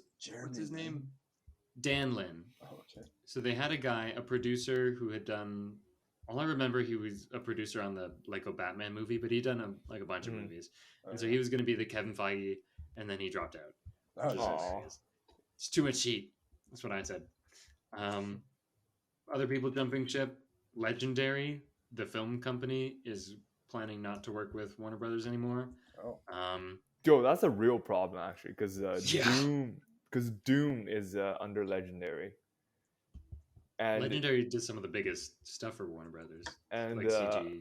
also, Denis did say that Doom is getting a third film, like if Doom Part 2 goes well, because he wants to the plan is to finish the Paul Atreides storyline. So we have Doom and Doom Messiah. So we're there's getting like 4 million Dune books. So there are 6 in the main saga. And he's only doing the first book in 2 parts, and then the Dune Messiah one, which I don't know where it fits in the timeline. Yeah, I didn't read Dune Messiah, but I did read Dune. Yeah, I'm reading Dune right now. I didn't. Whatever. Last 2 bits of news, and then I swear there's a movie we're gonna review. There's a movie coming out, and I swear this is true. If you've seen Tropic Thunder, Tom Cruise's character in that movie, the sleazy producer, Les Grossman, is getting a movie. Really? Why? Couldn't tell you. Why does Tom Cruise want to do it? It's baffling to me. I don't understand why he wants to do that, but apparently, and I think this is true. Maybe I was being tricked. I don't know. But what I saw was that Ben Stiller, Matthew McConaughey, and Robert Downey Jr. were being coaxed to come back for that. And I just think that's insane. If that's true, you know what? Dude, imagine seeing another RDJ film, bro. That's crazy. No, yeah, because I did check it up. I backed up my sources, and it's true. That's a thing. A Les Grossman movie. I don't even what does it even mean? Yeah. What does he do? What is a Les Grossman movie? That's crazy to me. That being said, though, I did just watch Top Gun again. This is the second time I've seen it. And in the third act, Tom Cruise and Miles Teller are really funny. So I was thinking, watching that, I was like, they should do comedy more often, the two of them. So if that's what this is going to be, I mean, I kind of see it in that sense. I don't understand why it's about this character that no one would even remember, but I mean, if he's doing a comedy, that's cool. Yeah. I guess it gives him a chance to play out of type. He probably wants to do something that's not action star guy, which he's always doing. Maybe he watched Top Gun and then he realized the movie was about himself. They keep saying time is the enemy. You got to stop flying those planes. Damn it. And so maybe he took that to heart. Last bit of news. Hot D, House of the Dragon, is getting a second season, despite it not finishing its first season yet. And despite me hating it. So, but we'll get into that later. There's a movie that we watched. Oh, yeah. So we just spent an hour and 12 minutes on news. But there was a lot, and I don't think this movie conversation is going to last long, but 3,000 Years of Longing was a movie that we watched. But first, we're going to take a quick break. Okay, we're back from the break. It was totally a real break. Man. We just took. A good break. And we're going to start off with our Guess the Metacritic score. So for those who don't know, there's a site online that tabulates critics' reviews of a movie, and they make an average score out of 100, and that is the Metacritic score. And it's color-coded. 60 and above is green, means it's generally a good movie. 80 and above is so good that it's must-see. The 50s are yellow, so it's kind of I don't know about this one. And anything below 49 is red. Maybe don't see that movie. So we like to guess where this movie that we're reviewing falls, and so we're going to guess. So I forget who won last time because it was 2 weeks ago, but let's make Peter go first. I like making Peter go first. Okay. I'm going to say, I feel like this is a very niche film. I'm going to say it's a solid 68. That's a good guess. Yeah, I was going to go right around there. Aidan, what do you think? I was going to go 65, but just for the sake of being a little bit further away, I'll go 62. Oh. Okay, 68 and 62. Okay. Parker? I don't really want to go on the higher end. I feel like it's not going to be the higher end. So I'm just going to. Oh, Price is Right, Peter. We're going 69. Oh yeah, nice. I'm gonna go with 65. I'm gonna split it. So we have Peter 68, all in the 60s. 62, 69. Zero faith in this movie. Oh yeah. And then let's see what Metacritic has to say. Go away, Siri. Okay, I forgot that Metacritic doesn't like punctuation, so this is going to take a little bit longer than usual.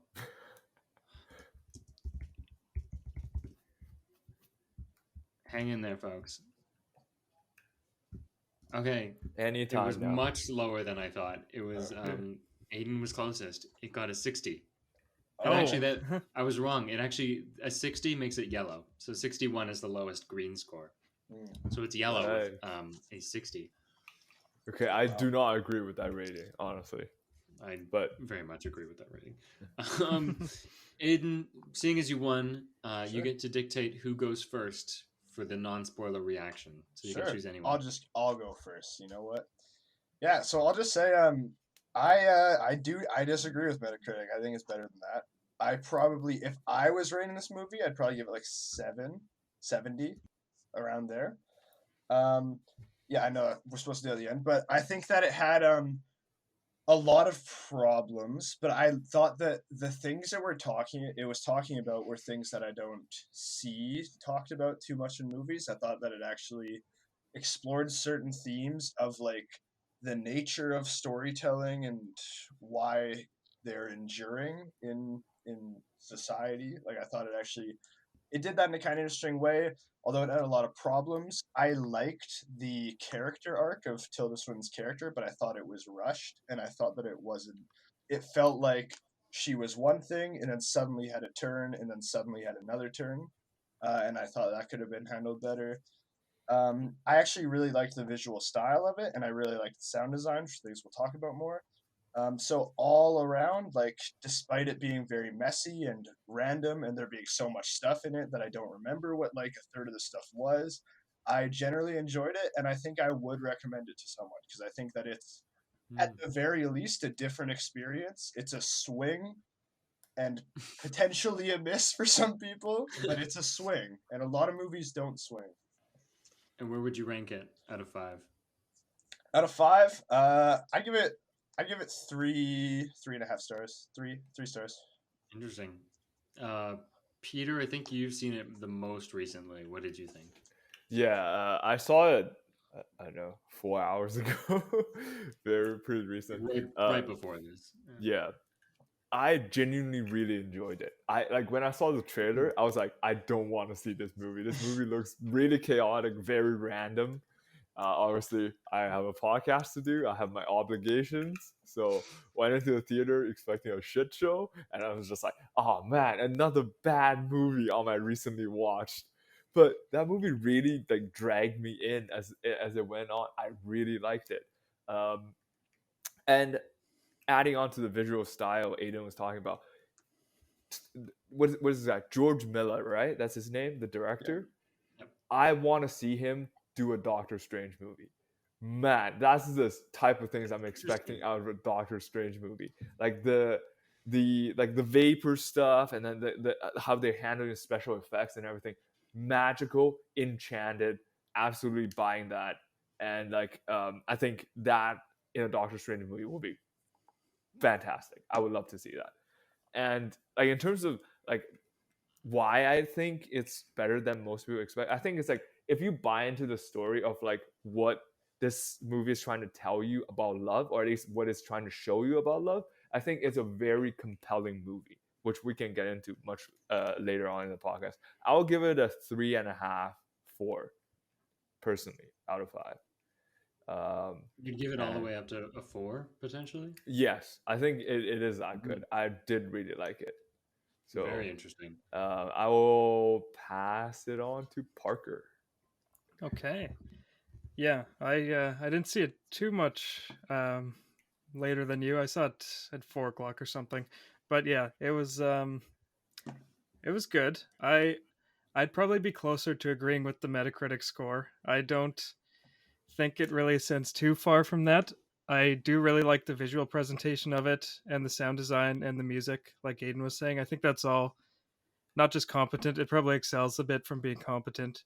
Um, I felt the story was focused to a point. Like it seemed to sort of lose focus as it went through, and kind of I stayed with it, but I was starting to lose interest at some parts. I'd gone in completely cold without trailers or anything like that. I think I might have read very brief synopsis. So I didn't really know what to expect, and I was surprised with what I got. I did like the story and the messaging and everything like that. I do think parts could have been handled better for sure. Um, but overall, yeah, I did like the I liked the characters and the performances were good. I liked that it kept it limited in that regard of characters and really just focused on our two mains. But overall, I'd probably give it 3 stars, so a 6 out of 10.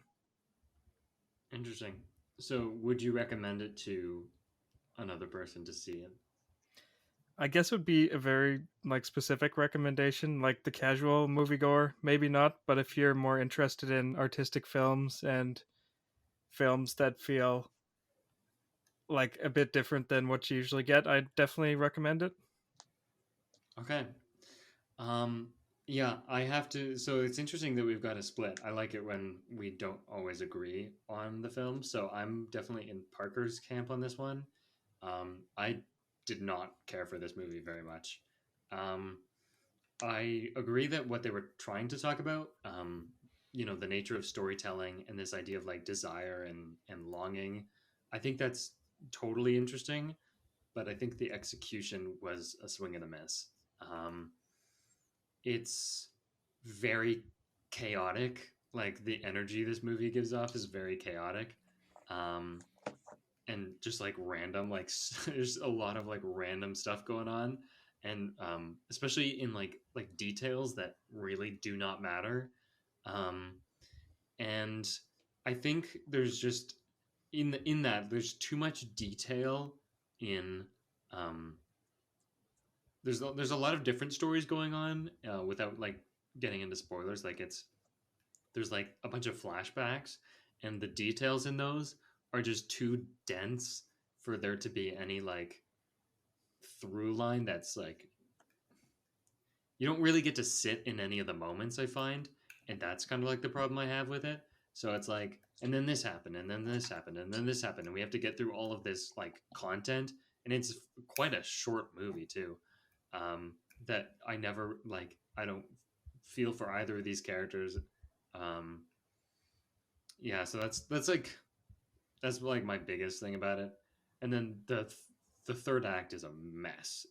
The third act is terrible, and we'll get into that. So I think on Letterboxd I wrote some like jokey reviews, and I think for that I might have put as low as 2.5 out of 5. I could be convinced of giving it a 3, but yeah, I don't really care for this. And I don't think I would recommend this to people. I think very few people have even heard of this, just because of like poor marketing. But yeah, I wouldn't recommend this. So let's get into it. First off, I have a little fun anecdote. So I had ordered my tickets online as I always do, and I had an email, and I scanned it in with the email, all that business. And on the email, the like parents rating for the movie says PG. I don't know if you know what the rating is supposed to be, but it's not PG. Yeah, the this rating is is an supposed to be R-rated R. movie. Yeah, this is an R-rated. And it says it's PG on my ticket. And so I had seen it, and I had logged that in my brain. I said, "Oh, it's a PG movie, okay." And so you have to, knowing that it's an R-rated movie, you have to wonder at what point did Alex realize that he had gotten that wrong, that it wasn't PG. So I think it was the second flashback story. So this is spoiler warning, by the way. I forgot to mention that.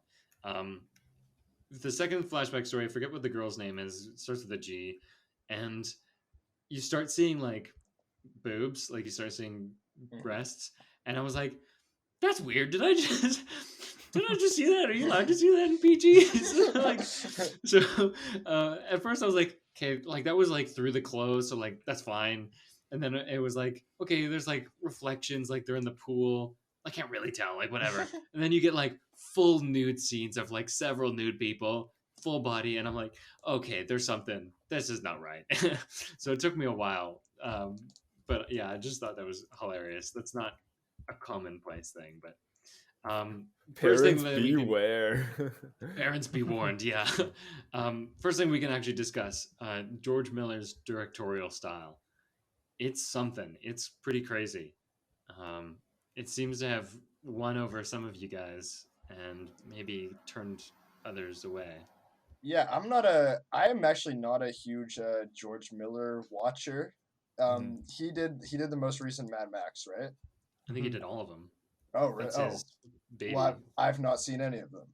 Um, but I've heard good things. But yeah, one of the things, I mean, I really really enjoyed like there was a lot of motion to what is a fairly um like banal situation. Like it was just two people in a hotel room talking for a good chunk of it, or just like the stuff in the lecture in the beginning, like the way um like multiple shots were just one shot. Like it would be moving, it would be like an insert, and then it would zoom out, and it would be like an over the shoulder, and then it would be a wide, and it was like a lot of movies would just do those in three different shots. And I thought like movement like drew me in. It like made it, because I think part of the point of the movie is like that stories have this kind of ground up way of attaching meaning and becoming compelling. And I liked how it was like bland action that was kind of filmed in this very kinetic way. So I really enjoyed that. And I also, this is just like a very specific thing, but I liked that her POV shots in her lecture were over her shoulder. Like that just, it just worked for me. I was like, oh, that's cool. But that was just a specific thing I thought of while watching it. Yeah. I don't know if I really picked up on the like the camera work style for him. I did notice that like he does this weird thing where there's a couple times where like a woman gulps, and then there's like an insert of her throat gulping, and I was like, oh, that's so gross. I don't know about you, but like, I didn't like the gulp. Yeah. Just like a weird. Anyways, yeah. The only shot that I can think of that was like that was in the like one of those shops where she's like, of all the shops in this place, and then the camera's moving through the shop in the third room, and then found the thing at the bottom of the thing, and yeah, that was one of those instances where it's like one shot. I guess he does that a lot, like tracking shots. Mm-hmm. Yeah. Mm-hmm. Either of you guys notice visual things? Yeah, I don't know. I have trouble like pinpointing his style or his like vision in the movie. I definitely know what Aidan's talking about. Lots of long tracking shots. Like I remember one where she's getting back to the house to look for him because she can't find him or something like that, and she goes to the basement, and I think it's like just a long shot that just follows her through the whole house, switching like medium, wide, everything like that. But yeah, I don't know. There's lots of like match cuts. I remember like at the start, there's like plane wheels hit the ground, then it goes to like a suitcase roller. I don't know. I like some stuff like that. I thought it was pretty good at keeping the hotel room space like different, like doing some different things with it since we're stuck in there for so long. Yeah, I didn't remember, or I didn't see any of the promotional stuff going into it, so I really thought we were never going to leave that hotel room. I thought that's where we were going to start. It was just going to be flashbacks, and that's where we are going to end. But yeah, I thought he did a pretty good job navigating that space and intercutting it with all the flashbacks. Yeah, that's true. I think despite not much going on in the hotel room, he does kind of keep it fresh, because it could have, like, visually, it could have gone stale.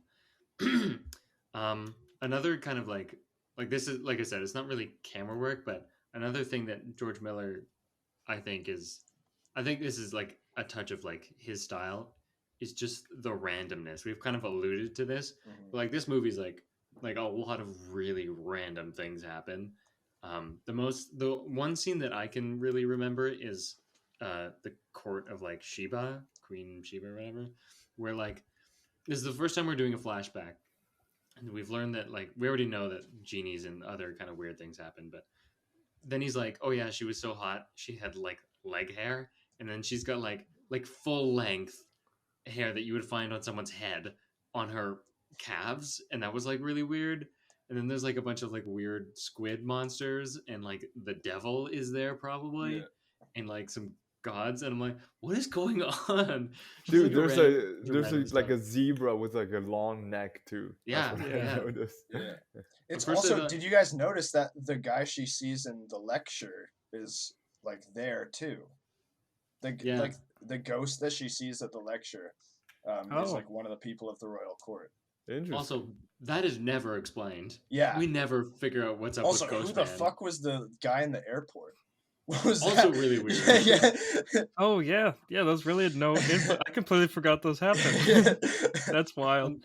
And the Ghost Man like screams at her, and then nothing. There's no consequence to that. Doesn't mean anything. That was so weird. I guess it was like, I think it was just to be like, oh yeah, this world has magic in it.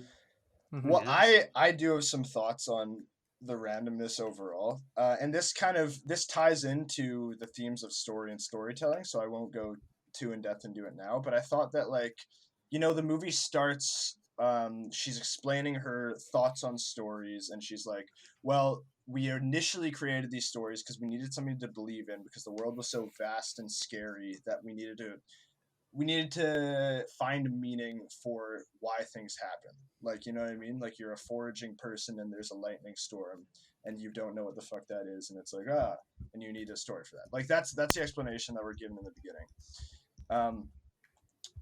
And I liked and that's the explanation we're given. And I thought that, and then they go into the idea that, like, well, okay, these myths and these stories are starting to, like, lose their grip in culture, and, like, are we going to have any need for them? And I thought that the randomness kind of played into this idea of, like stories are not necessarily compelling because they're true. It's because they speak to a different kind of truth.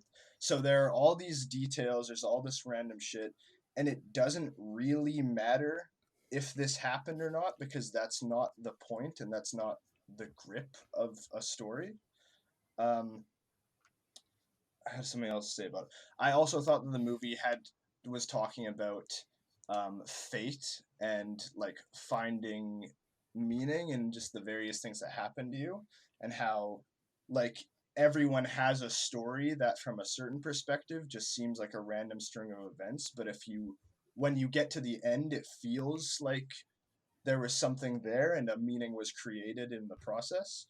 And so I actually liked that there was, like, a hyperfixation on a lot of details that didn't really seem to go anywhere, because, like, I thought that it was playing into this idea of this ground up nature of storytelling, of just a bunch of, like, we can't help but make a story out of things, if that makes sense. Like, and we squeeze these details to create some sort of line. Yeah, I kind of get what you're getting at.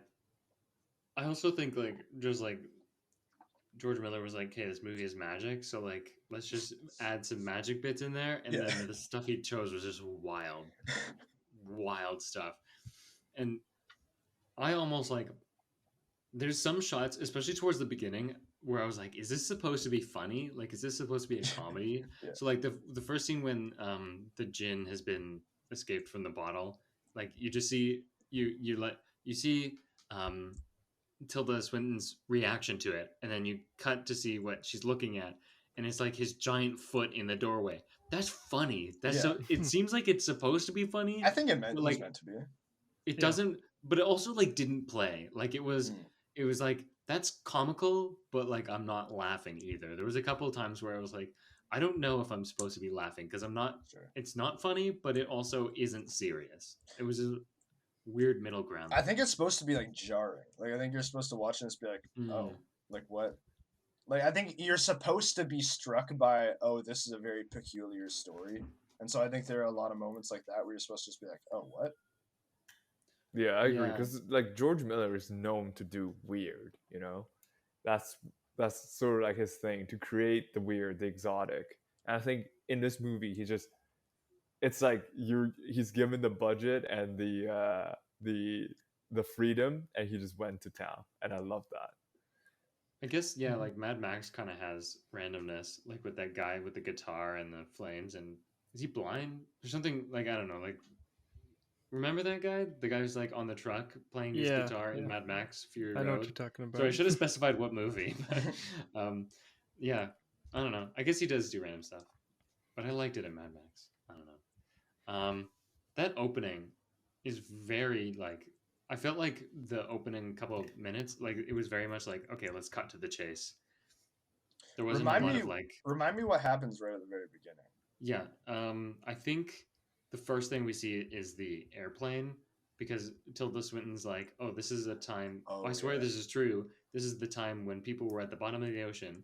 People were on planes. COVID exists. I don't know, whatever. She didn't say that, but so she's on the plane. She's landing in the place already. Like, I just felt like there wasn't any like before snapshot is like a typical thing you'll hear in like screenwriting. Yeah. So you're supposed to like find out who this character is in the before, and like I just feel like I didn't have a strong grasp on that before weird stuff started happening. Like we were just like right into it in the whole plot. I thought we did, though. I thought before she undertook her main journey, which was hearing the stories and how they affected her, and that brings you into the third act. I thought we got a sense that she was this very like, she'd convinced herself that she was like happy the way she was living, and that there was nothing else. And there was obviously like a struggle between like, she wants to be like an independent, self-sufficient woman, which she is, and that's great. But there's also something lacking. Like, I thought there was a decent amount of setup, and I recently rewatched Jaws, and one of the things that I thought was really good about that movie was that it like really quickly develops the plot in the first act while also developing the characters quite a bit. And I thought this movie could have been better at that, but I actually liked that it was, because it's so wild, that I liked that it was kind of cutting to the chase, then also giving us these little details as we went. I feel like the catalyst in storytelling is like around 12 minutes, people say. I feel like George Miller decided the genie was at the 12 minutes. I think I don't like look at my watch during the movie, so it's hard to tell, but I feel like that's when the genie shows up, and that's so early. Like I feel like that was weird, just because like I don't know. I just felt like there wasn't enough before then. Sure. Yeah. I feel like they really want to get into it though, because this movie without genie, without the djinn, is just it's just a regular movie. But with the djinn, all of a sudden you have magic, you have like this fantastical elements mixed in. It gets a lot more exciting, because like I saw one trailer and I was like, it's cool, but then it's like, I think as I've explained, I missed the first 5 minutes. So like, you missed all the setup essentially. Yeah. but I went back and watched the trailer. I sort of got a sense of what's supposed to happen the first 5 minutes. But like, I sort of feel like that's a really great point, because if he delays it any further, the movie already has a very short runtime, and you just feel like you just met the djinn, and all of a sudden this djinn is telling stories, and then lastly somehow they ended up together. Like they need every bit of time they can get to give Idris Elba's character more time on the screen to help you build a bond between you and him. So I don't personally mind that they introduced the djinn at the 12-minute mark. I mean, yeah, I feel like it could have had more build up in the first part with our Tilda Swinton character. It just feels kind of like a rushed piece of narration, and like it really gets the ball rolling quick. And I feel like it would have been worth having more time for Tilda Swinton's character at that like front end. And then maybe the connection with the djinn would have been stronger at the end, because I felt like the end was meandering so much. It wasn't really a time crunch. Like, we need to get this djinn stuff in. It felt like it was just all over the place for so long. Like, I feel if we got a little more, Tilda's stuff was a little more spread out And I do like the really random stuff at the start. I don't know. I feel like the movie excels when it leans into the really fantasy elements and stuff like that. But yeah, I feel like if that was maybe Totally. if that stayed there, but if there was more time in between those fantasy things, the end would have hit stronger. Yeah, I think you got a good point there. Is that like I don't feel like I know Tilda Swinton's character. Like I get it. I get kind of like the archetype she fills. Like she's the nerdy character who doesn't get laid because like and she's a narratologist, which I mean, hearing that title, I mean, says it all, doesn't it? But yeah, like it's more than just like knowing who she is. It's about like spending time with the character, and I feel like we didn't get that. Also, yeah, I might agree with that. That we could have had a little bit more of just sitting with her there. I also feel like there's a scene that's missing because at the end, I'm gonna jump forward because it matters. There's a scene toward the end when they're in London, and we meet the neighbors. And there's this like absolutely bizarre scene where they're suddenly racist, and it's like, I just met these guys.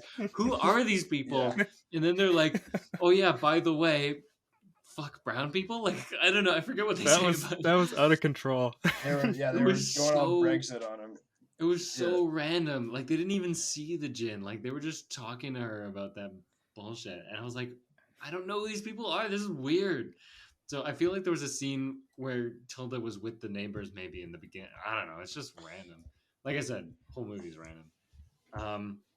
So then we get the djinn. The weird stuff happens, and then the djinn is here already. And then he starts plucking Albert Einstein from the television. That was funny. That was comedy, right? Yeah. I'm not crazy. Yeah, that was funny. That was really weird, though. Like, any thoughts on that?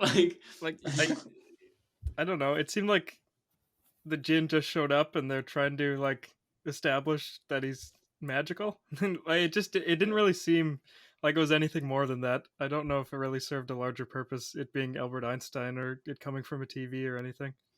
Yeah, that's how I felt too. Well, I think because there's a whole connection between like the djinn is actually not magic. It's electromagnetic force and all that. So like they brought in Einstein to sort of like strength, like hint science or like stuff like that. But I thought like that scene is like it's pretty standard. It's like you already you start to build an intrigue when you see this giant man in a room, and now it's getting more and more interesting as he is plucking out a real life character who's long dead from the TV screen, right? And like sort of like an intro to his power as well. It's like how powerful is he, giving you a sense of that. I would say like it's borderline like Thor level CGI though.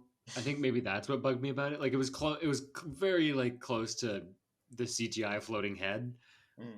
I just remember like the awkwardness of like him being picked up and then like I'm doing something with my hands that the people aren't going to see. But like, I feel like Albert Einstein's like bobbing up and down a little bit, which sometimes I feel like happens when you have to do like those sort of weird layering things. But that's just weird. Yeah, I feel like it's kind of like the toe that is in the bathroom. Going back to that, and the Einstein thing. I feel like that's all just set up to make the djinn like a fish out of water, like relatable. More lighthearted character, because he could definitely come off as really intimidating and scary in those first moments, but they decide not to go that route and they make him like goofy. He's goofy, but like also like they try to stay as far away from Robin Williams genie. Like he's not extravagant in any way. He's not like fun or funny. Like he's funny in like a weird like loner way. Yeah, I thought I really liked the intro of the genie though. I really liked. Yeah, I liked it. It was just kind of like he had this feeling of like he didn't give a fuck that he was being goofy though, and he wasn't even necessarily aware that he was goofy. And like I liked it kind of had this. I really liked Idris Elba's performance, and I thought I really liked the sound design of his voice actually, like the way his voice like paired with there was very quiet for a lot of it, and he had this like ASMR kind of voice. Right? He like It's such a deep voice. he was so deep, Yeah. and like Yeah. they did some modification on it too, and I kind of like it gave me this like feeling of like, oh yeah, this guy's very he's otherworldly. He's like old and wise. I got that sense right away, and I don't know. I liked it. I thought it was goofy and fun, and I don't have a problem with it at all. It's weird that like again with this Albert Einstein scene, he's got this like story sucking powers. That's how I would describe it. Because it's not EM waves. Because I think he does it to a bookshelf too, where he's just like sucking the knowledge out of it, and then he sucks the TV, and then he sucks the computer, the Apple laptop that makes the Apple startup sound. It's explained much later when he said like in the world of the jinn, stories are like breath to us. It's what gives our like life meaning or something like that. I forgot about that. Yeah, and like the whole, and I feel like they done really good job with like the whole vapor effect. Like, and then I'm pretty sure in much later in the movie when he's sort of like slowly turning into stone because of all the different EM waves in the world.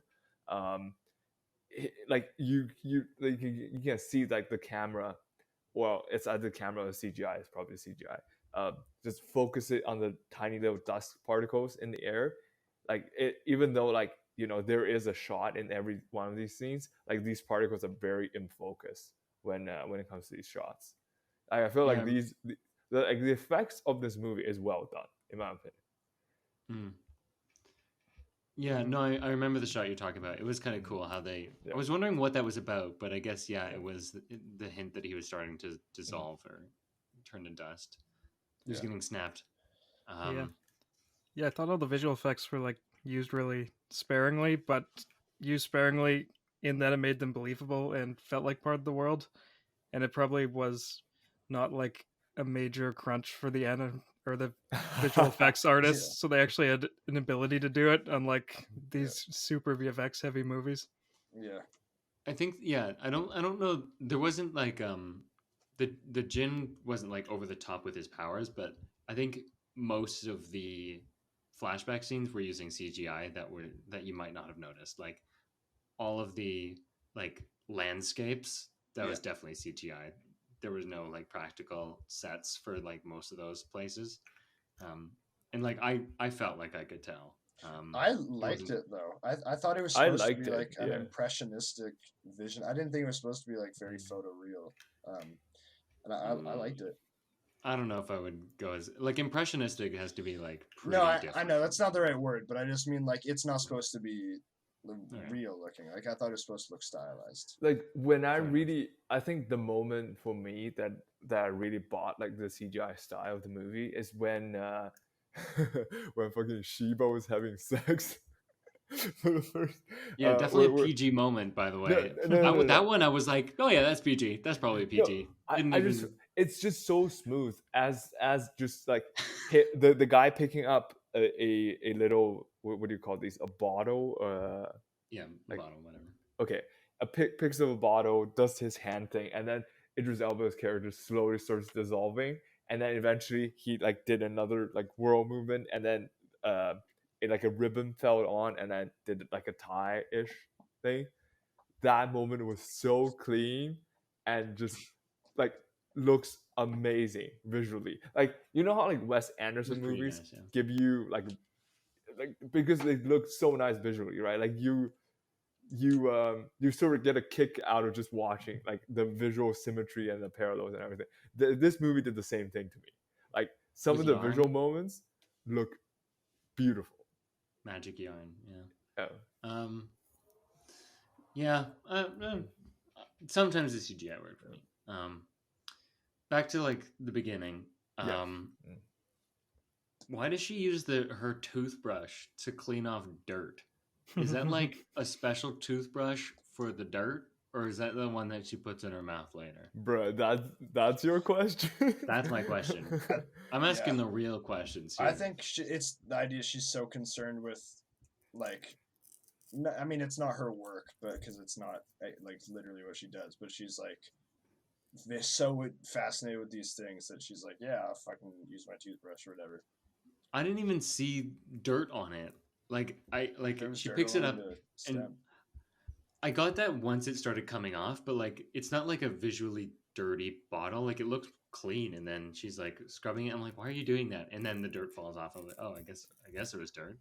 There's no like insert shot or I felt like it was missing that. But Alex is gonna call up the set decks. It's like, you guys did a shitty job. Yeah, art department. Yeah. Speaking of like other things that just like small things that made me annoyed. Those titles when we're in like the Shiba era, papyrus. What a great font! Oh really? I didn't even notice that. That's funny. The same font as Avatar. There's a whole SNL skit about it. It's Ryan Gosling saying papyrus. I personally didn't mind the title cards. Like title cards. I was not a fan of the papyrus. It gives like trying way too hard to make it seem old, but it doesn't feel old at all. Like it feels fake old, Okay. It feels like a model in like a museum is trying to represent something old, but it's made using like newer technology, so it looks real off. That's what it felt like, it seemed out of place, and it was also like really big, if I remember correctly. Like it was oddly large subtitles. Small things for me. Also, the genie likes his cousin. Shiba is his cousin. He says that. Yeah. It's in the Wikipedia. She has like a Jin mother or something. It's his cousin. One of her parents is a genie or something. It's okay if you're a genie or a Jin. Let's talk about. Let's talk about the Jin. I think the Jin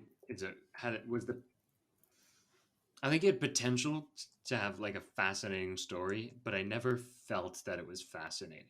So like the bit where he was invisible for 100 years, I never felt like it was never compelling to me, and I was like, that sounds so cool, like what that does to a person.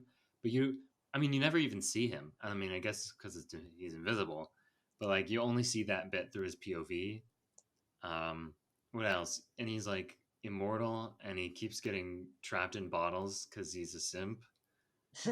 And I was like, this sounds so cool on paper, and it just, I don't know, it never did it for me.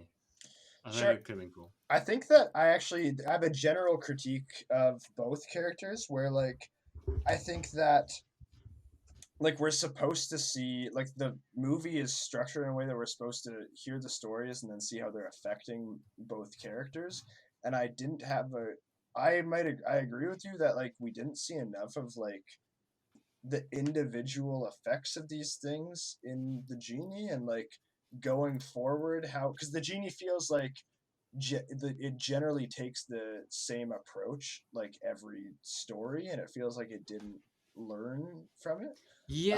And then I had in the same vein a similar problem with Tilda Swinton's character, where I felt like we're supposed to see how all of these stories are affecting her and bringing about these kind of feelings she's pressed down, and I felt like instead of seeing a gradual progression of that, it was more like she's like, you're trying to trick me, Genie, you're just trying to trick me, and then like eventually it's like, boom, Genie, I want you to be in love with me, Genie, love me.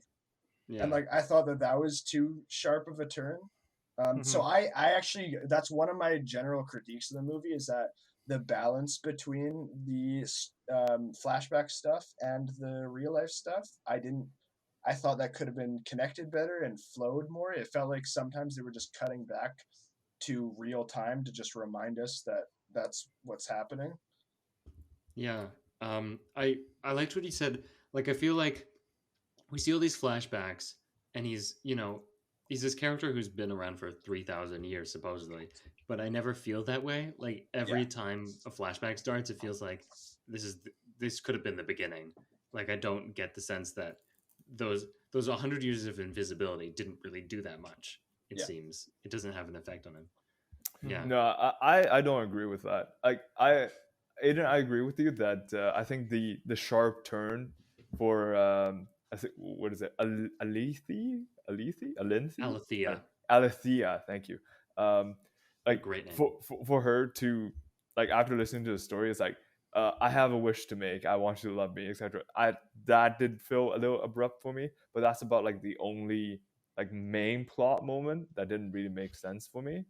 But when it comes to the Jin story, I thought it made total sense. And like the story started with love and it always is about love. If you think about it, right? Like he got trapped in the bottle because um jealousy jealousy sort of jealousy sort of and also like the not willing to let go. And then he got trapped the second time where he agrees to help someone who's blinded by love. And someone who's blinded by love and eventually like not really helping her but actually like endanger her, eventually sort of led to her death. And then the third time where he himself is sort of like captured by love once again, but this time he again is the one that's sort of jealousy comes back again, but in a different angle, because like this time the girl's not really in charge, but like accidentally, like because he kept preventing her to use the third wish, right? So it's this sort of like reverse power dynamic is kind of interesting. And then lastly, we come to the present day where like after all they have experienced, they have new understanding in love, which makes this relationship work, which I thought is a really beautiful way to like do it personally. Yeah, I guess what I will say is that what I'm now thinking about now is that I do like how it was like he in the first story is like possessed by love, and then in the third one he is the possessive one, as you're saying. And I guess we do have that in the end where it's like, oh, he comes and visits her every now and then, and they both kind of have their own thing, but they are together in the end. And like they've kind of both, he's learned to be not this possessive figure, that love isn't this shouldn't be this control grab. Like, and I thought that like there was some interesting details there. And then like I guess Tilda Swinton sort of has to learn the same lesson in the third act. Like it is a certain amount of letting go that you need to love. And so I guess there was that, but I almost like I'm just kind of realizing this now, and I'm wondering what they could have done to make that feel more natural to me, because to me it still very much feels like blocky moments that aren't quite as connected as they should have been.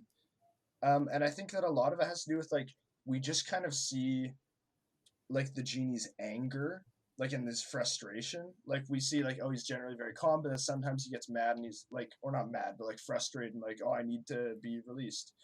And I don't know, I think we just should have seen more depth in their interactions. I still think it's a little jumpy with how it progresses through these things. But I agree with you that like the overall arcs I liked. Like the way that from the start point to end point, I like the journey they go on. I just wish it was structured differently, I think.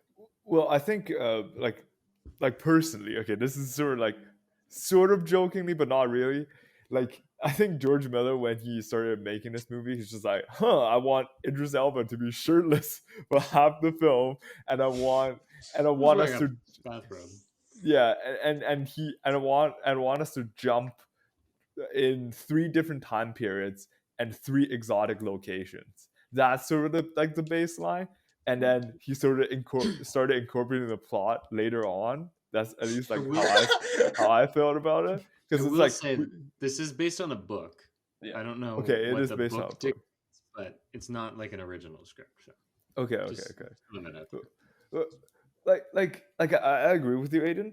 But I felt like, especially for me personally, like the story that captured me the most is the third one, about the girl trapped in sort of like the attic, and like thank you, Zephyr. And like how, and I feel like they both have extreme, like at that point, like Genie's been like sort of tricked, because like he did the second girl didn't use her third wish, which could have released him, and then now he is like trapped again. And from his description, the days when he's trapped they're not pleasant at all. They can't sleep. He relieves his memory way too many times, prayed to all the gods, but obviously like none of them answer him. It's very it's very sad way for Jin to live.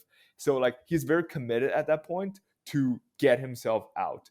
But like she's also very committed to like learn about the wonders of the world and like to and like and like this is like a side thing. Like I really want to find out what happened to the girl afterwards, like because like obviously like she wasn't like like in that world's history at least, like she's not considered like a great inventor or anything. Like she's never been like she has so many great discovery, knows about so many things, but she's never like seen truly by the world, which I was kind of interested in finding out more about, but obviously it's like less related to the main story and we didn't discover that. But like also, yeah, hold on, let's also not forget that they kind of like casually dropped this, but like she has his child, like she's yes they did do that. We don't even try to follow that thread. We're just like, oh yeah, by the way, that's another like just random detail like that had no influence later on, like it meant nothing. Yes, but like I forgot about that. The point I'm trying to drive home about the third story is at that point he's been trapped many times and he spent many years of solitude, and so he really wants to get out. He's committed for the girl to make a third wish, but she is also committed in her own quest for knowledge. And so it's like we see this like two people parallel, both very committed in what they're doing, but eventually he's willing to give up the things that he's committed to be with her. And I think that's very beautiful. But obviously like that relationship turned toxic, and then I wish I never see you, and then boom, he's gone, and now he's in present day. So I think if you turn yourself, or not, if you, what does he do? Like he puts him, if you put yourself in a bottle anytime that you're having a fight, maybe you should reevaluate your relationship. Yeah, obviously. Yeah. And like I think it's interesting that that he finds Zephyr like they're so similar, because she's also like they're both people who desire things, and they're both like trapped in bottles. Yes. And I feel like the putting oneself in a bottle, especially for a Jin type of thing, it's like I'm willing to be trapped, because like she is the only one that could release him, right? Without like before she made the third wish, obviously. And like that's just giving so much trust and love to the other person. And like, dude, like I mean, I just that third story really captured me. I feel like it's a very, very it's a great story, and like it gives the audience a really good perspective on like the Jin's perspective on love, and like I think it's the best one out of the three personally. So I agree. I think that story was really good. I also just feel like the Jin is like such a more compelling character. Like I wonder what the movie would have looked like if he was the main character instead. Mm-hmm. Like he is the main character though. Like we see, he's not the main character. He's supporting. Tilda Swinton. Tilda Swinton is the main character. We start and end with her character. His name card did like come up before Tilda Swinton. So no, they came up at the same time from opposite ends of the screen. Oh, okay. I'm talking about in trailers, but like, yeah, okay, that makes sense. Sure, whatever. But and I don't know if that's great evidence either, but yeah, I just feel like I never really I don't know. Tilda Swinton's character wasn't compelling to me. That's all. Well, I just felt like she's someone that's that's like doesn't have a lot of people in her life, and doesn't really have a lot of strong personal connection with a lot of people. It doesn't mean she can't be compelling though. Like she can be compelling in her. No, I'm getting there. So like after listening to the Jin stories and sees how like the Jin is sort of craving the same thing, you know what I mean? Because like every single person the Jin's interacted with, the Jin either wants to protect that person, be in a relationship with that person, or like she longs for that sort of deep personal connection. And like especially the third story, I think that's sort of one of the reasons why it might be, where like she just straight up said like, you love me, that's my wish, is that like she desires to be loved in a way that's like, to be loved by someone who will commit everything, drop everything, even like their strongest wish, which is to be free, to be with you, and she really wants someone like that to be in her life, you know, or to be loved like how someone is in a story. Yes. I sort of like, she appreciates like the magic stuff a lot, I feel like. Yeah. What's interesting about that though is they keep like there's a tease like throughout the movie where it's like, I can't grant a wish unless it's your deepest desire. Mm-hmm. And then so he goes, what's your desire? And she says, I don't know, I don't have any desires. Mm-hmm. And I like totally believe that, because there's no indication of what her desire could be yes. for the whole movie until she's like, oh, by the way, this is my desire. I don't think that's true. Like, well, the only reason is like I feel like going into it, it's kind of obvious what it's going to be, but like I never felt like the things were laid down in the first act and the second act of like what she wanted. I think that like the movie knows that that's what you're going to think, and so it consciously made the choice. I don't know why I'm personifying the movie. It consciously made the choice to like not try and go into that too much. I still agree with you that like the first act there should have been more details like that, because like longing is vague, and we could see longing in very specific scenarios, and that would make it I think more interesting. So yeah, I agree and disagree. Okay. And kind of like on that same point, like I never bought the chemistry between Tilda Swinton and Idris Elba, which is so weird because they're such good actors, and not even once was I like, oh yeah, they should bone, or you know, whatever. No, I just feel like hold on, Peter. She wishes for it, and I don't know if it was for his sake or for her sake. Like it feels like one of those things where it's like, oh, maybe this is what he wants, because it feels like neither of them wanted that, and then she makes a wish that she thinks is going to please him, because I never got the sense that, I don't know, I never bought the chemistry. I just felt like it was a weird mismatch for like a romance movie. I was like, these characters don't like each other. I just felt like it's very single direction, at least at first. Like I just feel like she knows that she has this power to, you know, make wishes, and she really wants to be in a relationship and like to get to know someone personally. So she made that wish, but I don't feel like the attraction goes both ways. Like it's sort of like, I don't know if you guys ever played. I don't even know if it goes one way. I feel like it goes zero ways. I feel like it went definitely one way. Which way? Tilda to Idris. Yeah, I think to reference your uncomfortable insert, I think that was one of the points of like when we see her. Which one? The foot? No, the throat insert. Oh, right. Oh, yes, you're right. I forgot about that. Oh, yeah, that's sort of like an indication. Yes, because we see the same thing at Sheba's. She's like she's kind of being like intoxicated by his stories. Okay, like yeah, a little. Okay, a little bit. Okay, but I do think that brings up an interesting point, though. I don't know if you guys ever played this game or like watched the show or read the books. It's called The Witcher.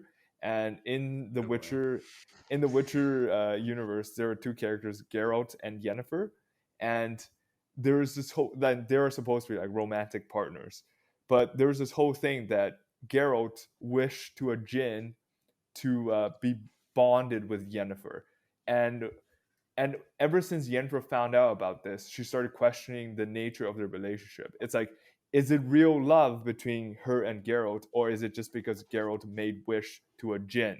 So I felt like something like this similar dilemma exists here as well. Like, is the love between her and Idris real, or is it because that she made wish to a djinn that this relationship exists? Which is something I did not think about in the movie theater, but I'm starting thinking about now.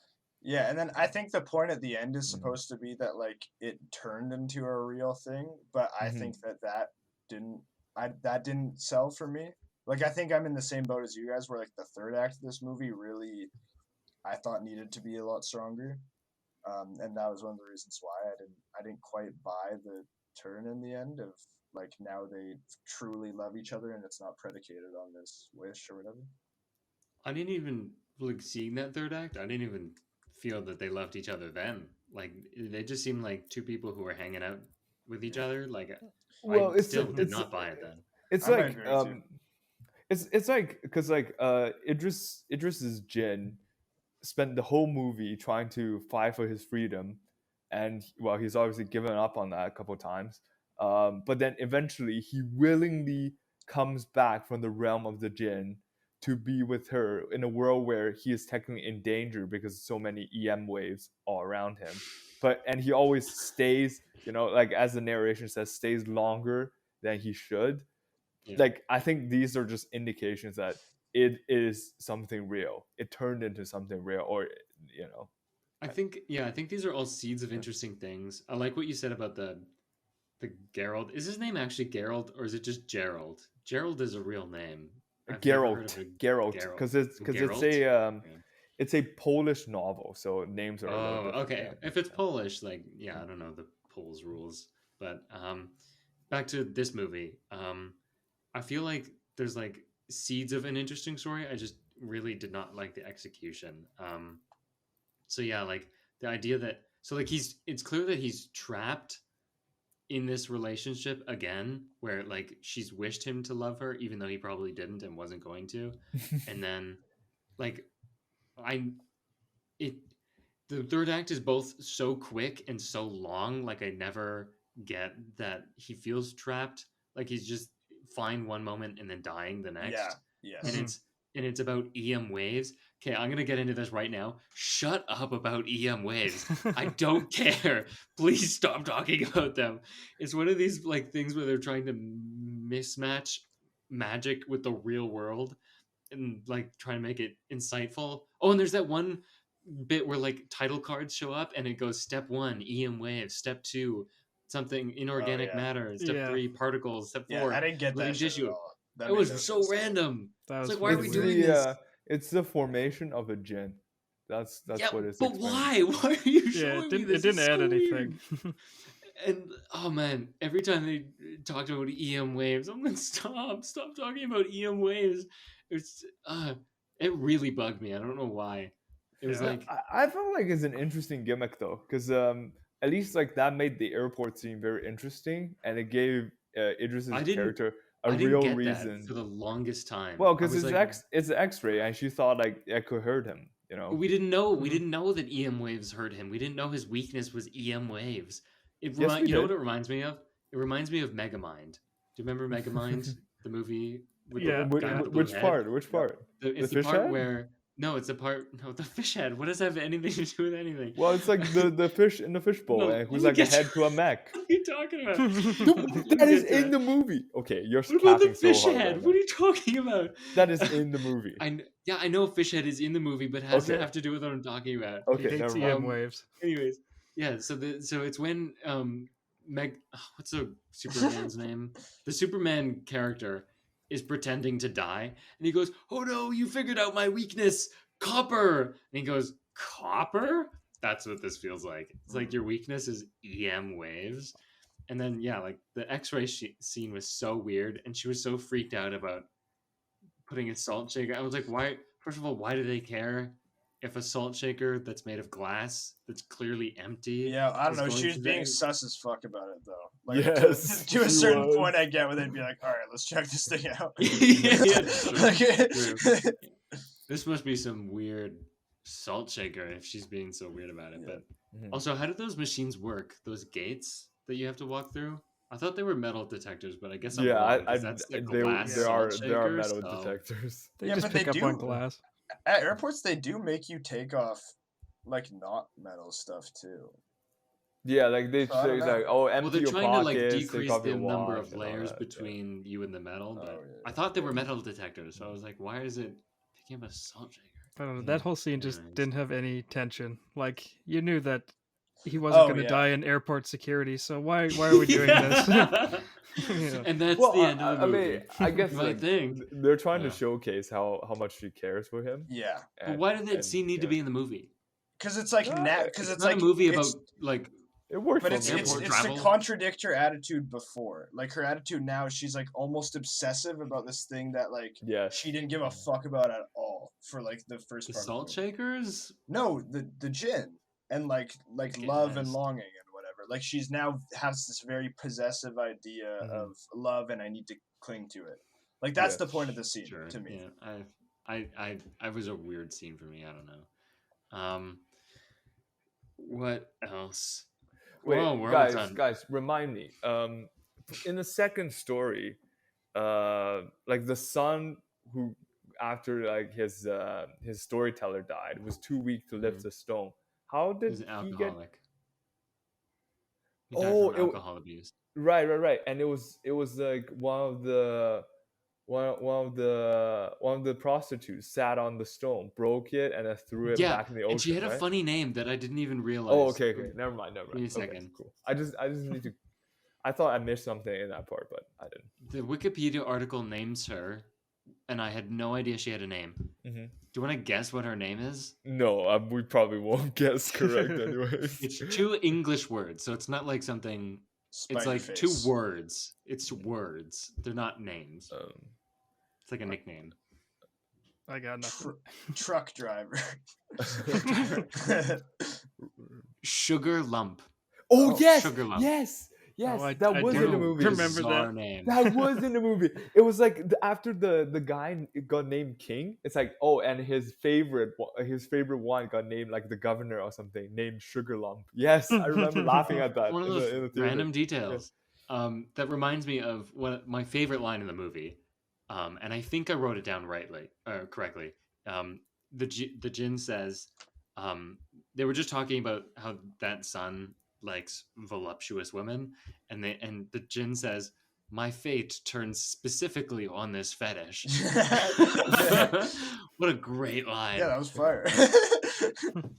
Also, at some point when the mom comes back to the guy and like opens up the door, and she's like, "Come here, my son. Come to the door," or whatever, and like his hand is slimy. I mean, it's not a lube. It's not a lube or cum, bro. It's lube or cum. I was like there's... Thanks, Peter. Yeah, this is a family-friendly podcast. Actually, this is PG. And yeah, but she kisses his hand. I was like, that's disgusting. Yeah, why is it slimy? That was funny. That's another George Miller random another shot I liked. Directorial. Yeah. Another shot I liked in that scene, the shot where it's just like a wide of the room and we don't know which one is him for a second. Yeah. And it's just kind of like, and then he turns. I like that. Yeah. What else? I'm almost out of things to talk about. The finale, or like the ending. COVID is canon in this universe. Oh, yeah. Mm-hmm. So I want to talk to you guys about this. Kind of jarring for me. Yeah. I feel like anytime I see COVID in a movie, they can't commit to it. It's always like in a couple scenes and like two people are wearing. It was in Westworld. Really she was not really like indoors and stuff. Like she's wearing a mask indoors and in transport, which makes sense. But like you remember in Westworld, the newest season, there was COVID for some people. Like I think the bar staff at some of the restaurants in Westworld.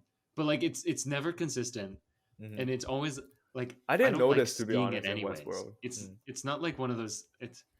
I don't know if it's not cinematic, but it like takes me out of the illusion. Right? It takes me out of it a little bit too. But I think because it's like, I don't have anything intelligent to say about it. But like it's but guys, 3 years later, COVID is not a thing anymore. We're almost there. Hold your. In the movie. Oh, in the movie. Yeah. I feel like it's on the level of like the Riddler live streaming and the Batman. Yeah, I loved that though. I thought it was so funny. It's like, oh right, I like that the real world exists. Yeah, this isn't right. I think in movies where they've cultivated like a very fantastical and like far from real world, like it's like yes, like it doesn't really fit with this movie. I agree. Yeah. But I also think like I don't know. I think we're going to see it more going forward, and I think it's going to be weird. Like the further we get away from the thick of the pandemic, I think the weirder it's going to be when movies are like set in modern day, but there's no mention of it. or no Mhm. trace of it. Yeah. And so I do think that like going forward, like there's going to be a little bit more, and I don't know. Yeah. It only took me out for a second, so I wasn't upset by its inclusion. I think like if it's a movie about COVID, that's fine. You can have a movie about COVID. I'll watch that and I'll be like, yeah, this is supposed to be like the real world, like our real world. And usually like in that case, it's part of like the story. Like the story Sure. is about the COVID, whatever. Usually romance. There's a lot of COVID Yeah. romances. I don't know if you know that,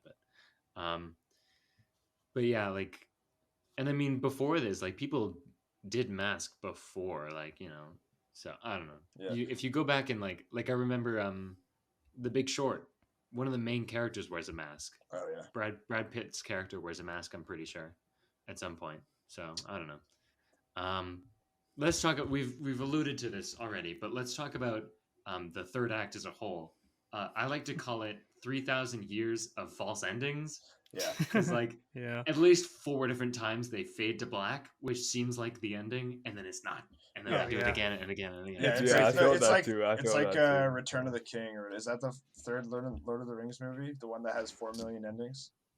I think that might be the name, but I saw that when I was too young to understand filmmaking. That movie, like, it's like a meme that like that movie, like, it's like, oh yeah, and then this happened, and then they're all happy, and then Frodo has to go, and then I could see that being true for the Lord of the Rings. But no, I thought this third act, like you said, it was like simultaneously too long and too short. The note I sent you was, the end is too damn long. Like, just because I feel like it was like, what are we doing here? Like, I just felt like, again, like, we're just sitting with them, and I also didn't feel too much of the chemistry here.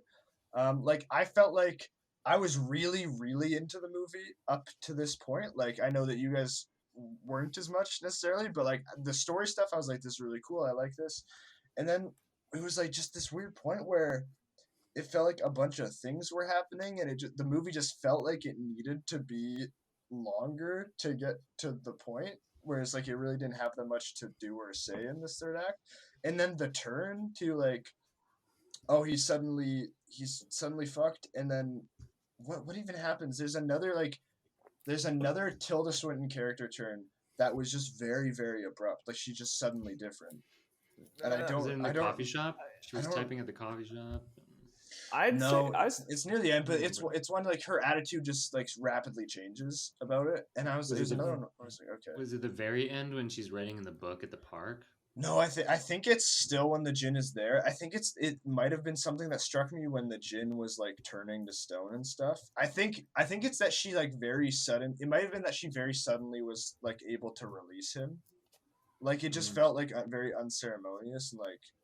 Yeah. Like I don't know, we've built up a little bit of time here to show that she's now very possessive of him, and she's kind of clinging to this in sort of like a fantastical way, like she's not being realistic about things. And then suddenly it's just like, oh no, you gotta let go. Like I get that he's like dying, but you'd think there'd be more to that moment. I actually quite like that moment because like as you explained, like at that point, like they spend quite a bit of time together, and she's still like, whenever she goes home, she's expecting to see him, waiting for her. And at that moment, I sort of feel like she makes 2 wishes really rapidly. First one is that I wish you to speak to me, and the second one is I wish you to be free, and then like to be back with your own kind. Right? It is like sort of like her epiphany that this relationship, like if it keeps going, it's like she's becoming selfish and toxic in that sense, that she wants him to stay with her forever, but with like regardless of his well-being, which is exactly sort of what he did in the third story. And I think like hearing the third story and actually developing real feelings for him, she is able to learn to let go. And I think it's just like that moment made sense to me, and I thought it was pretty beautiful. No, it made sense to me too. I thought it was like I don't know if you guys have heard people say like, if you love something, let it go, and then if it comes back to you, like it's yours. Like that was, I think, like the point of that little end chunk. But I just I still think that her character turn to make that decision was still because she's basing at that point, to me, her desires are based more off of her own insecurities. Like, she's made what to her is this huge leap, this transition from completely solitary to now clinging on to this person. Mm-hmm. And I think a person like that is going to be more scared than that to let go, because like that took so much to take that step. Mm-hmm. And so like I think the realization there is that like if you really love this thing, like you have to realize that you're harming it. But I think there has to be more of a realization that what she's doing isn't really love. And I feel like it was too sharp of a turn for me. Because there's no scenes where where you get to feel that there's no love there, right? Like there should be like a lot more scenes where they're doing things where you gradually get to realize this isn't what it was meant. Right? Like nothing. And Tilda needs to gradually realize that too. And she does, because it's too short. There's not enough going on in the ending. She was given like a big push though, because it was life and death. I know, but like I still think like she's acting a little bit on selfishness in that point. I think like it takes more to overcome that. Look, we get one scene where there's the hint that I didn't even pick up on that the Jinn might be dying because the dust. We rack focus to the dust and then rack focus back, and most people are like, I don't know what that means. That means nothing to me. And then that means the next scene he's dying. Yeah. Where's all the other scenes? You're missing scenes. Like that's not. You can't just. It's very weird. No, I agree because it's too short and too long. And what I was thinking was like, there's just no causality. Like there should be, okay, and then this happens, and then this happens, and these things happen because the last thing happened, and that just doesn't happen. It seems like the most random selection of scenes with scenes missing between them. Yeah. In the whole ending.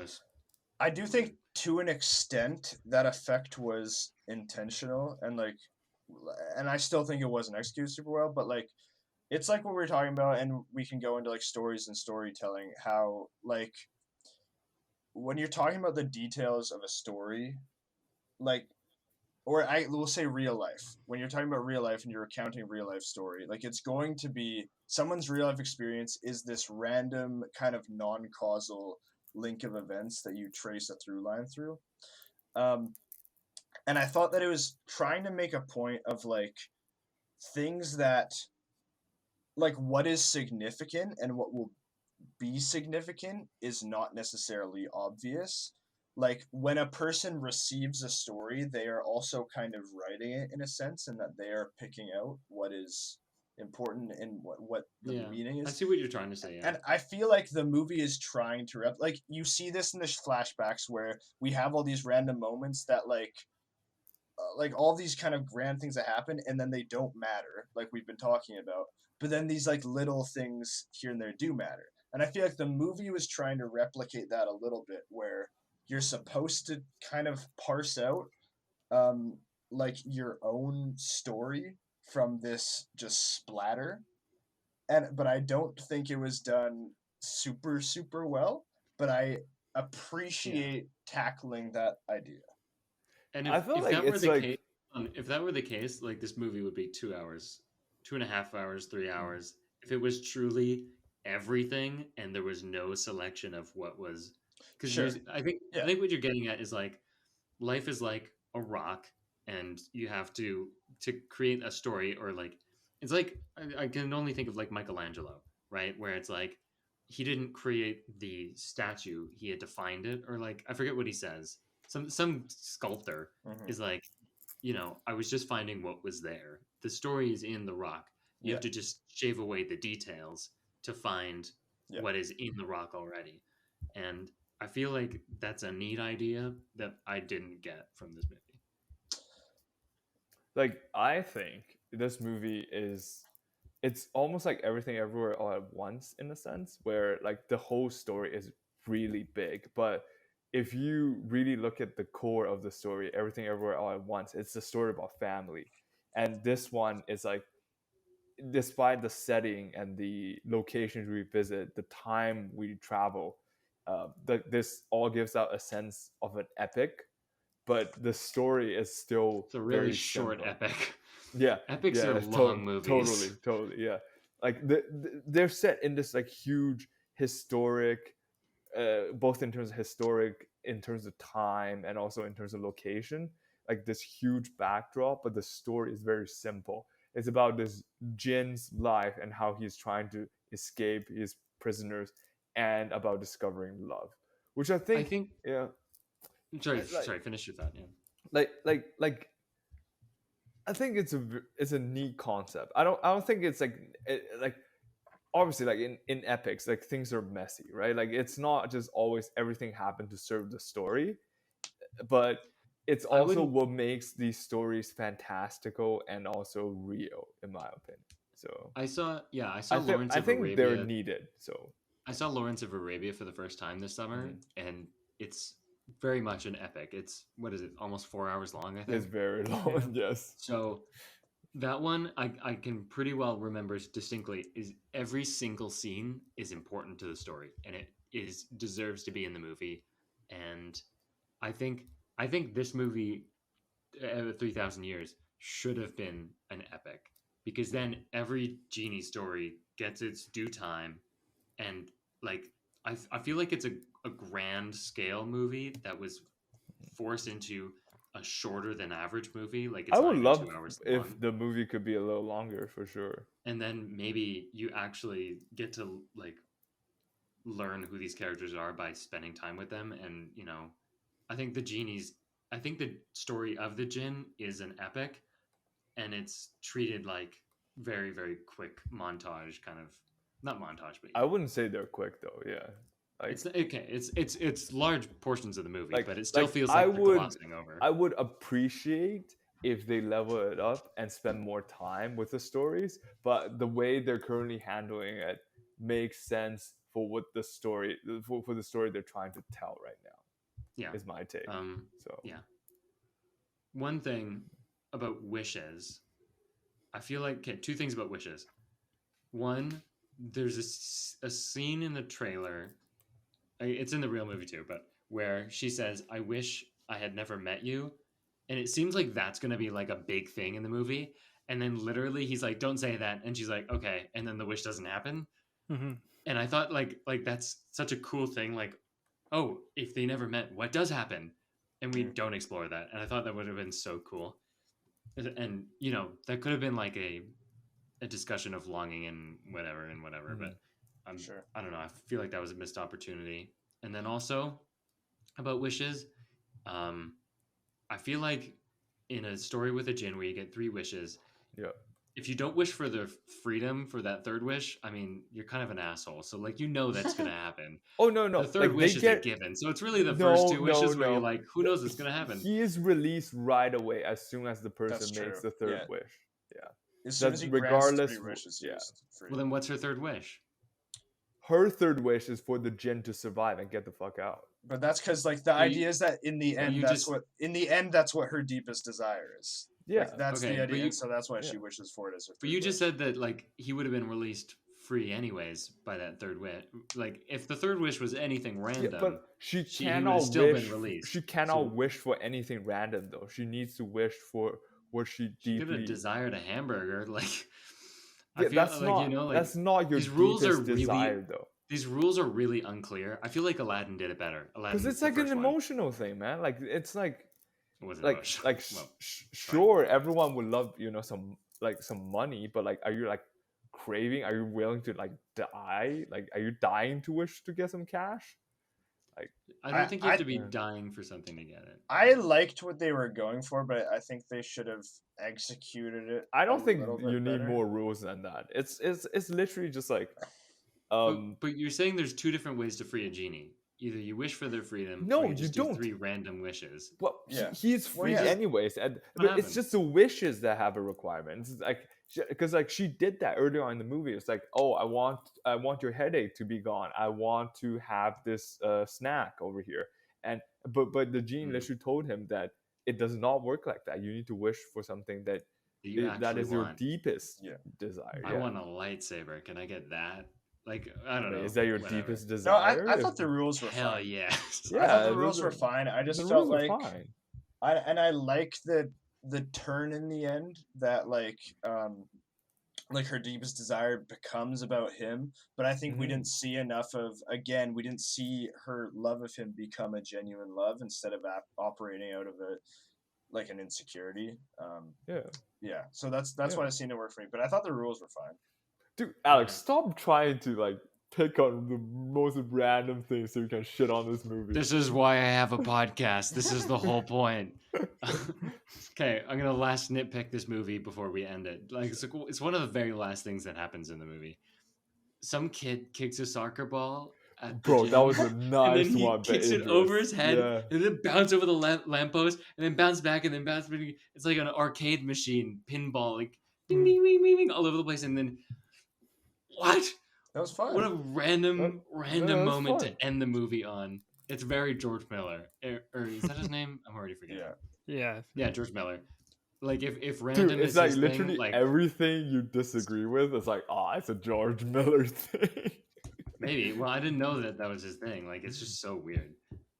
Okay, guys, titular segment. I want to move on. Yeah. Titular segment: Predator versus movies. Would Predator have improved this movie? Dude, low key, that would be so much fun. Dude, honestly, if one of the stories like involved Predator, like that actually that could have been kind of sick. Like it would have fit in with George Miller's randomness so well. Like I wouldn't even been thinking. It actually might have been fine. I was gonna say earlier, like I feel like the way that this like the gimmick of the podcast is gonna play, I was like, if we like the movie, then Predator not in movie, and if we don't like the movie, Predator in movie. But in this case, like I did like the movie, and I genuinely think it might have been cool if the Predator was in it. Yeah. You can't go wrong with Predator. You can spice up that third act too. Yeah. Eating those neighbors. If Predator was in the movie, what would it wish for if it got the gin? Just better hunting supplies. I don't know. Predator goes to fucking what's the hunting shop? Cabela's. Dude, Cadera. Yeah, he just wishes for like $1,000 gift card to Cabela's. Yeah. I feel like Predator could be looking for love.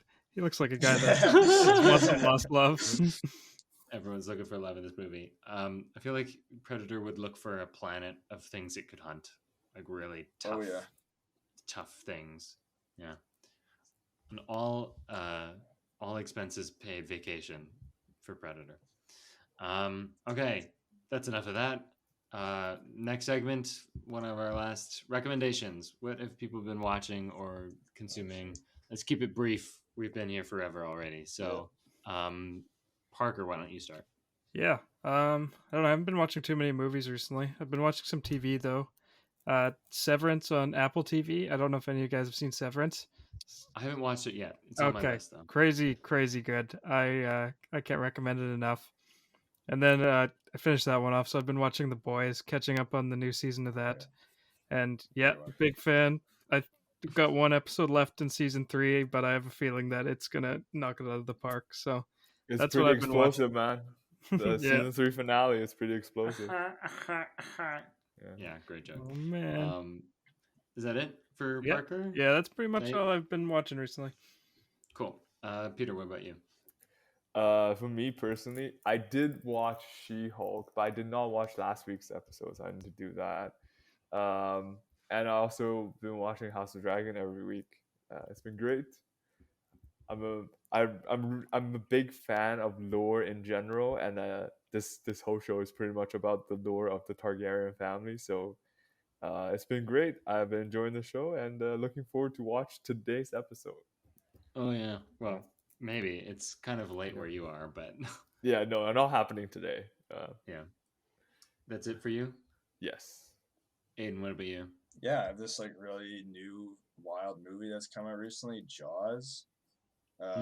Bro, never heard of it. Is it good? Yeah, it was good. I mean, it was re-released in IMAXs, so I went and saw it like last week. That'd be cool. Really good movie.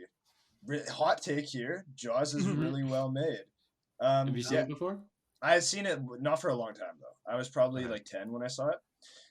But yeah, it's super, super well crafted. It's crazy how a movie that old is legitimately refreshing to watch because of like how well crafted it is and how just of a good adventure, like adventure movie, suspense movie. It is. So I'd say if it's in IMAX around you, go watch it. It's a good time. It's worth it. I need to rewatch it. I've seen clips of it. I think partly because of film school, like we had to watch it for some courses. But yeah, it looks. It's a great movie. Yeah. That's all for you, just Joss. Yeah, I haven't been into it. I've been reading a lot of textbooks, so. Fair. I wouldn't wreck those. Yeah. If I were you, but yeah. I've been watching more TV than movies. Keeping up with She-Hulk. The first 3 episodes first episode had good moments. I think though it needed that 4th episode for me to be like, oh, this is what the show is, and this is an actually like solid episode all the way through. You could probably start watching episode 4 and just ignore the first 3. They're not that great. First one is like her origin and her controlling her powers with her cousin, the real Hulk, or the OG Hulk. Random, has nothing to do with the tone of the show. Like, it's a lawyer comedy and there's no lawyering in the first episode. I'm already forgetting. The second episode is like how we get to the lawyering superheroes bit. Like, we have to get there because she's not that at the beginning. That would have been the pilot originally. The third episode was starting to get there, but like I don't know. It was an okay episode, but the third one was the first time I was like, oh, this is what the show is about. The fourth one was another version of like, oh, this is the actual show, but it was good. It has Wong in it, hilarious. There's a new character called Madison with 2 N's and 1 Y, but not where you think. That's her line, and it's great. Madison's a hilarious character. Anyways, go check out She-Hulk episode 4. Skip the first 3. You don't need them. They literally do nothing. It's very funny. I've also been watching House of the Dragon. I always get this wrong. I hate it. D. Just say hot I D. really dislike it. It's misogyny for no reason. Okay. Peter could be okay. I listened to the last episode and I totally disagree with what you said. Oh yeah, there's a huge difference between like real misogyny and also like how movies and like TV shows set in that's meant to mimic a certain time period portrays it. It is the way they were treated. It was terrible, and I think the show does a very good job at exposing how terrible they were treated. Right? It's a fantasy series. It's dragons. Dude. Okay.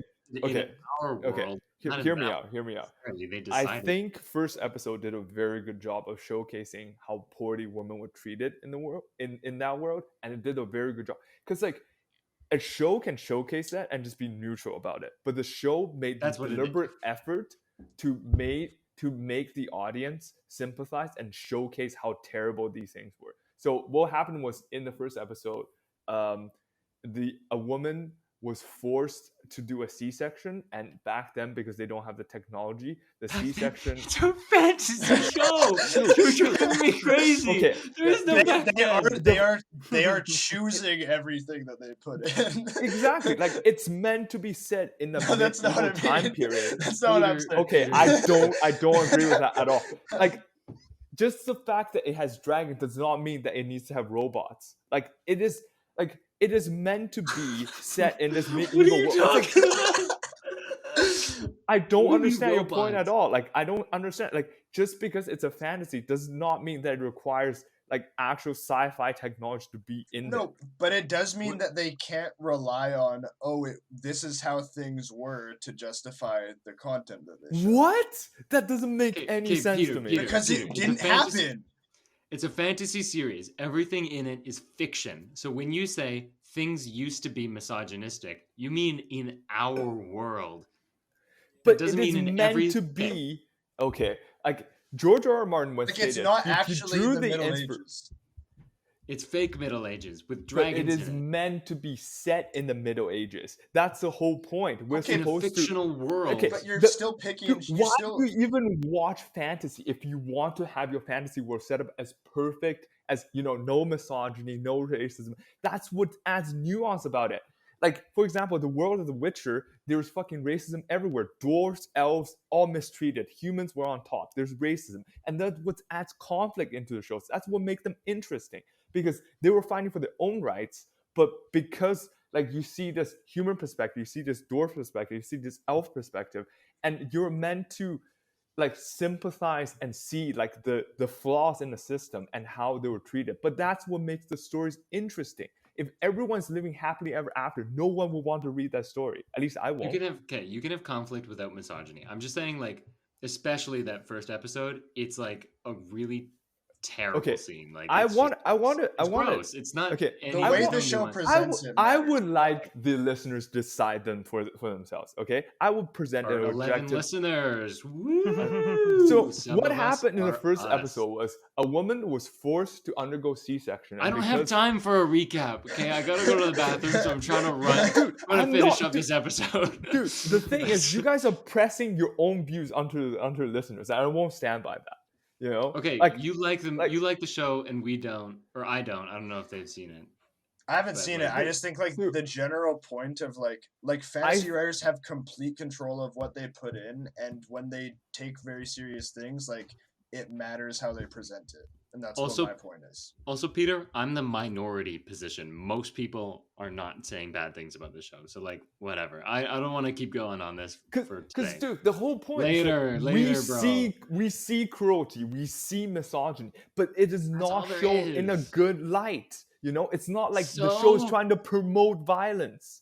The show is just showing you the violence that, dude, like, fucking, like, in the latest episode, Dragon went to war, collateral damage. People on your own side dies because Dragon is supposed to be showcased as this machine of mass destruction that does not pick sides. Okay, it's not. Okay, Peter, I don't like the show. I don't think it's a good show. I know you love it. We need to have an episode to discuss about later. this. This is Anyway, let me finish my Rex. Okay, drop. No more House of Dragons. Okay, I've also been watching The Rings of Power. I like that show. It's fantasy. Oh, yeah, I saw that too. I like it too. There's racism. You'll love it, Peter. I like that show. I think it's also filmed very well. House of the Dragon is filmed more like Game of Thrones was, like a TV show. Rings of Power is filmed kind of more like a movie, but it's still, every episode feels like it's written like it's like a TV series, which I know, like the Marvel shows, people complain that it's like a long movie chopped into bits. I feel like this is more like written like a TV show. So yeah, Rings of Power, go check that one out. That's good. I've also been watching an older show. Only has 2 seasons. It's called Flight of the Conchords. Oh yeah. It's Jermaine Clement, who's like a collaborator sort of with Taika Waititi. They're both they're from New Zealand. And it's just 2 guys who are in this like novelty band, which means like they just make silly songs that are goofy. And it's them and Riz Darby's in it as like their stupid manager. And they're just like complete idiots. It's like my kind of humor that I love. And then songs are in every episode. It's great. Such a fantastic show. Check that one out. I also watched Don't Look Up for the first time. Terrible movie. Terrible. It deserved everything that people were saying about it. Not a good movie. Don't check that one out. Last thing, I found this new song that I like. It's called Betty Davis Eyes from the 80s. Betty spelled Bette. That's Bette, not how you would think to spell Betty. Bet, you might say. Anyways, love that song. I just discovered it, and it's an older song, but check out Betty Davis Eyes. So what's for next week? There's a couple movies. We're getting into the Alex Loses Money season, which is all the good movies are coming out, all like crammed into the back end of the year. So next week we got a bunch. It's See How They Run, a movie with Sam Rockwell and Saoirse Ronan, both fantastic. It looks like Knives Out, like comedy and murder mystery. There's The Woman King, the like African nation like of warriors movie. Pearl, the prequel for the movie X that came out this year. Oh yeah. A Bowie documentary, Moon Age Daydream, is coming out, and I don't usually watch docs, but I'm seeing that next weekend. It looks fantastic. And Ana de Armas is in Blonde, which I've heard mixed things about, but I love Ana de Armas. I'm a certified stan, so might just have to check that one out anyways. So I have no idea what we're going to choose. Lots to pick from, but we're eating good this year. Lots of stuff to come. So if you're a fan of the show, follow us on Twitter at PredatorVMovies. I've been tweeting into the ether for like a week and like no one follows us. So like follow us for like I've been tweeting for no reason. So check us out for like movie news. Like I retweet stuff that I hear and I funny guys. Come on, help me out here. Check us out on Instagram. Thank you. Check us out on Instagram at Predator versus Movies Podcast. I hate that they're different handles, but whatever. It's too late now. And why don't you check me out on Letterboxd at _AlexGordon_. I write fun movie reviews. Does anyone want to plug their stuff? You don't have to if you don't want to. I'm cool for now. Yeah, I don't think I got any plugs.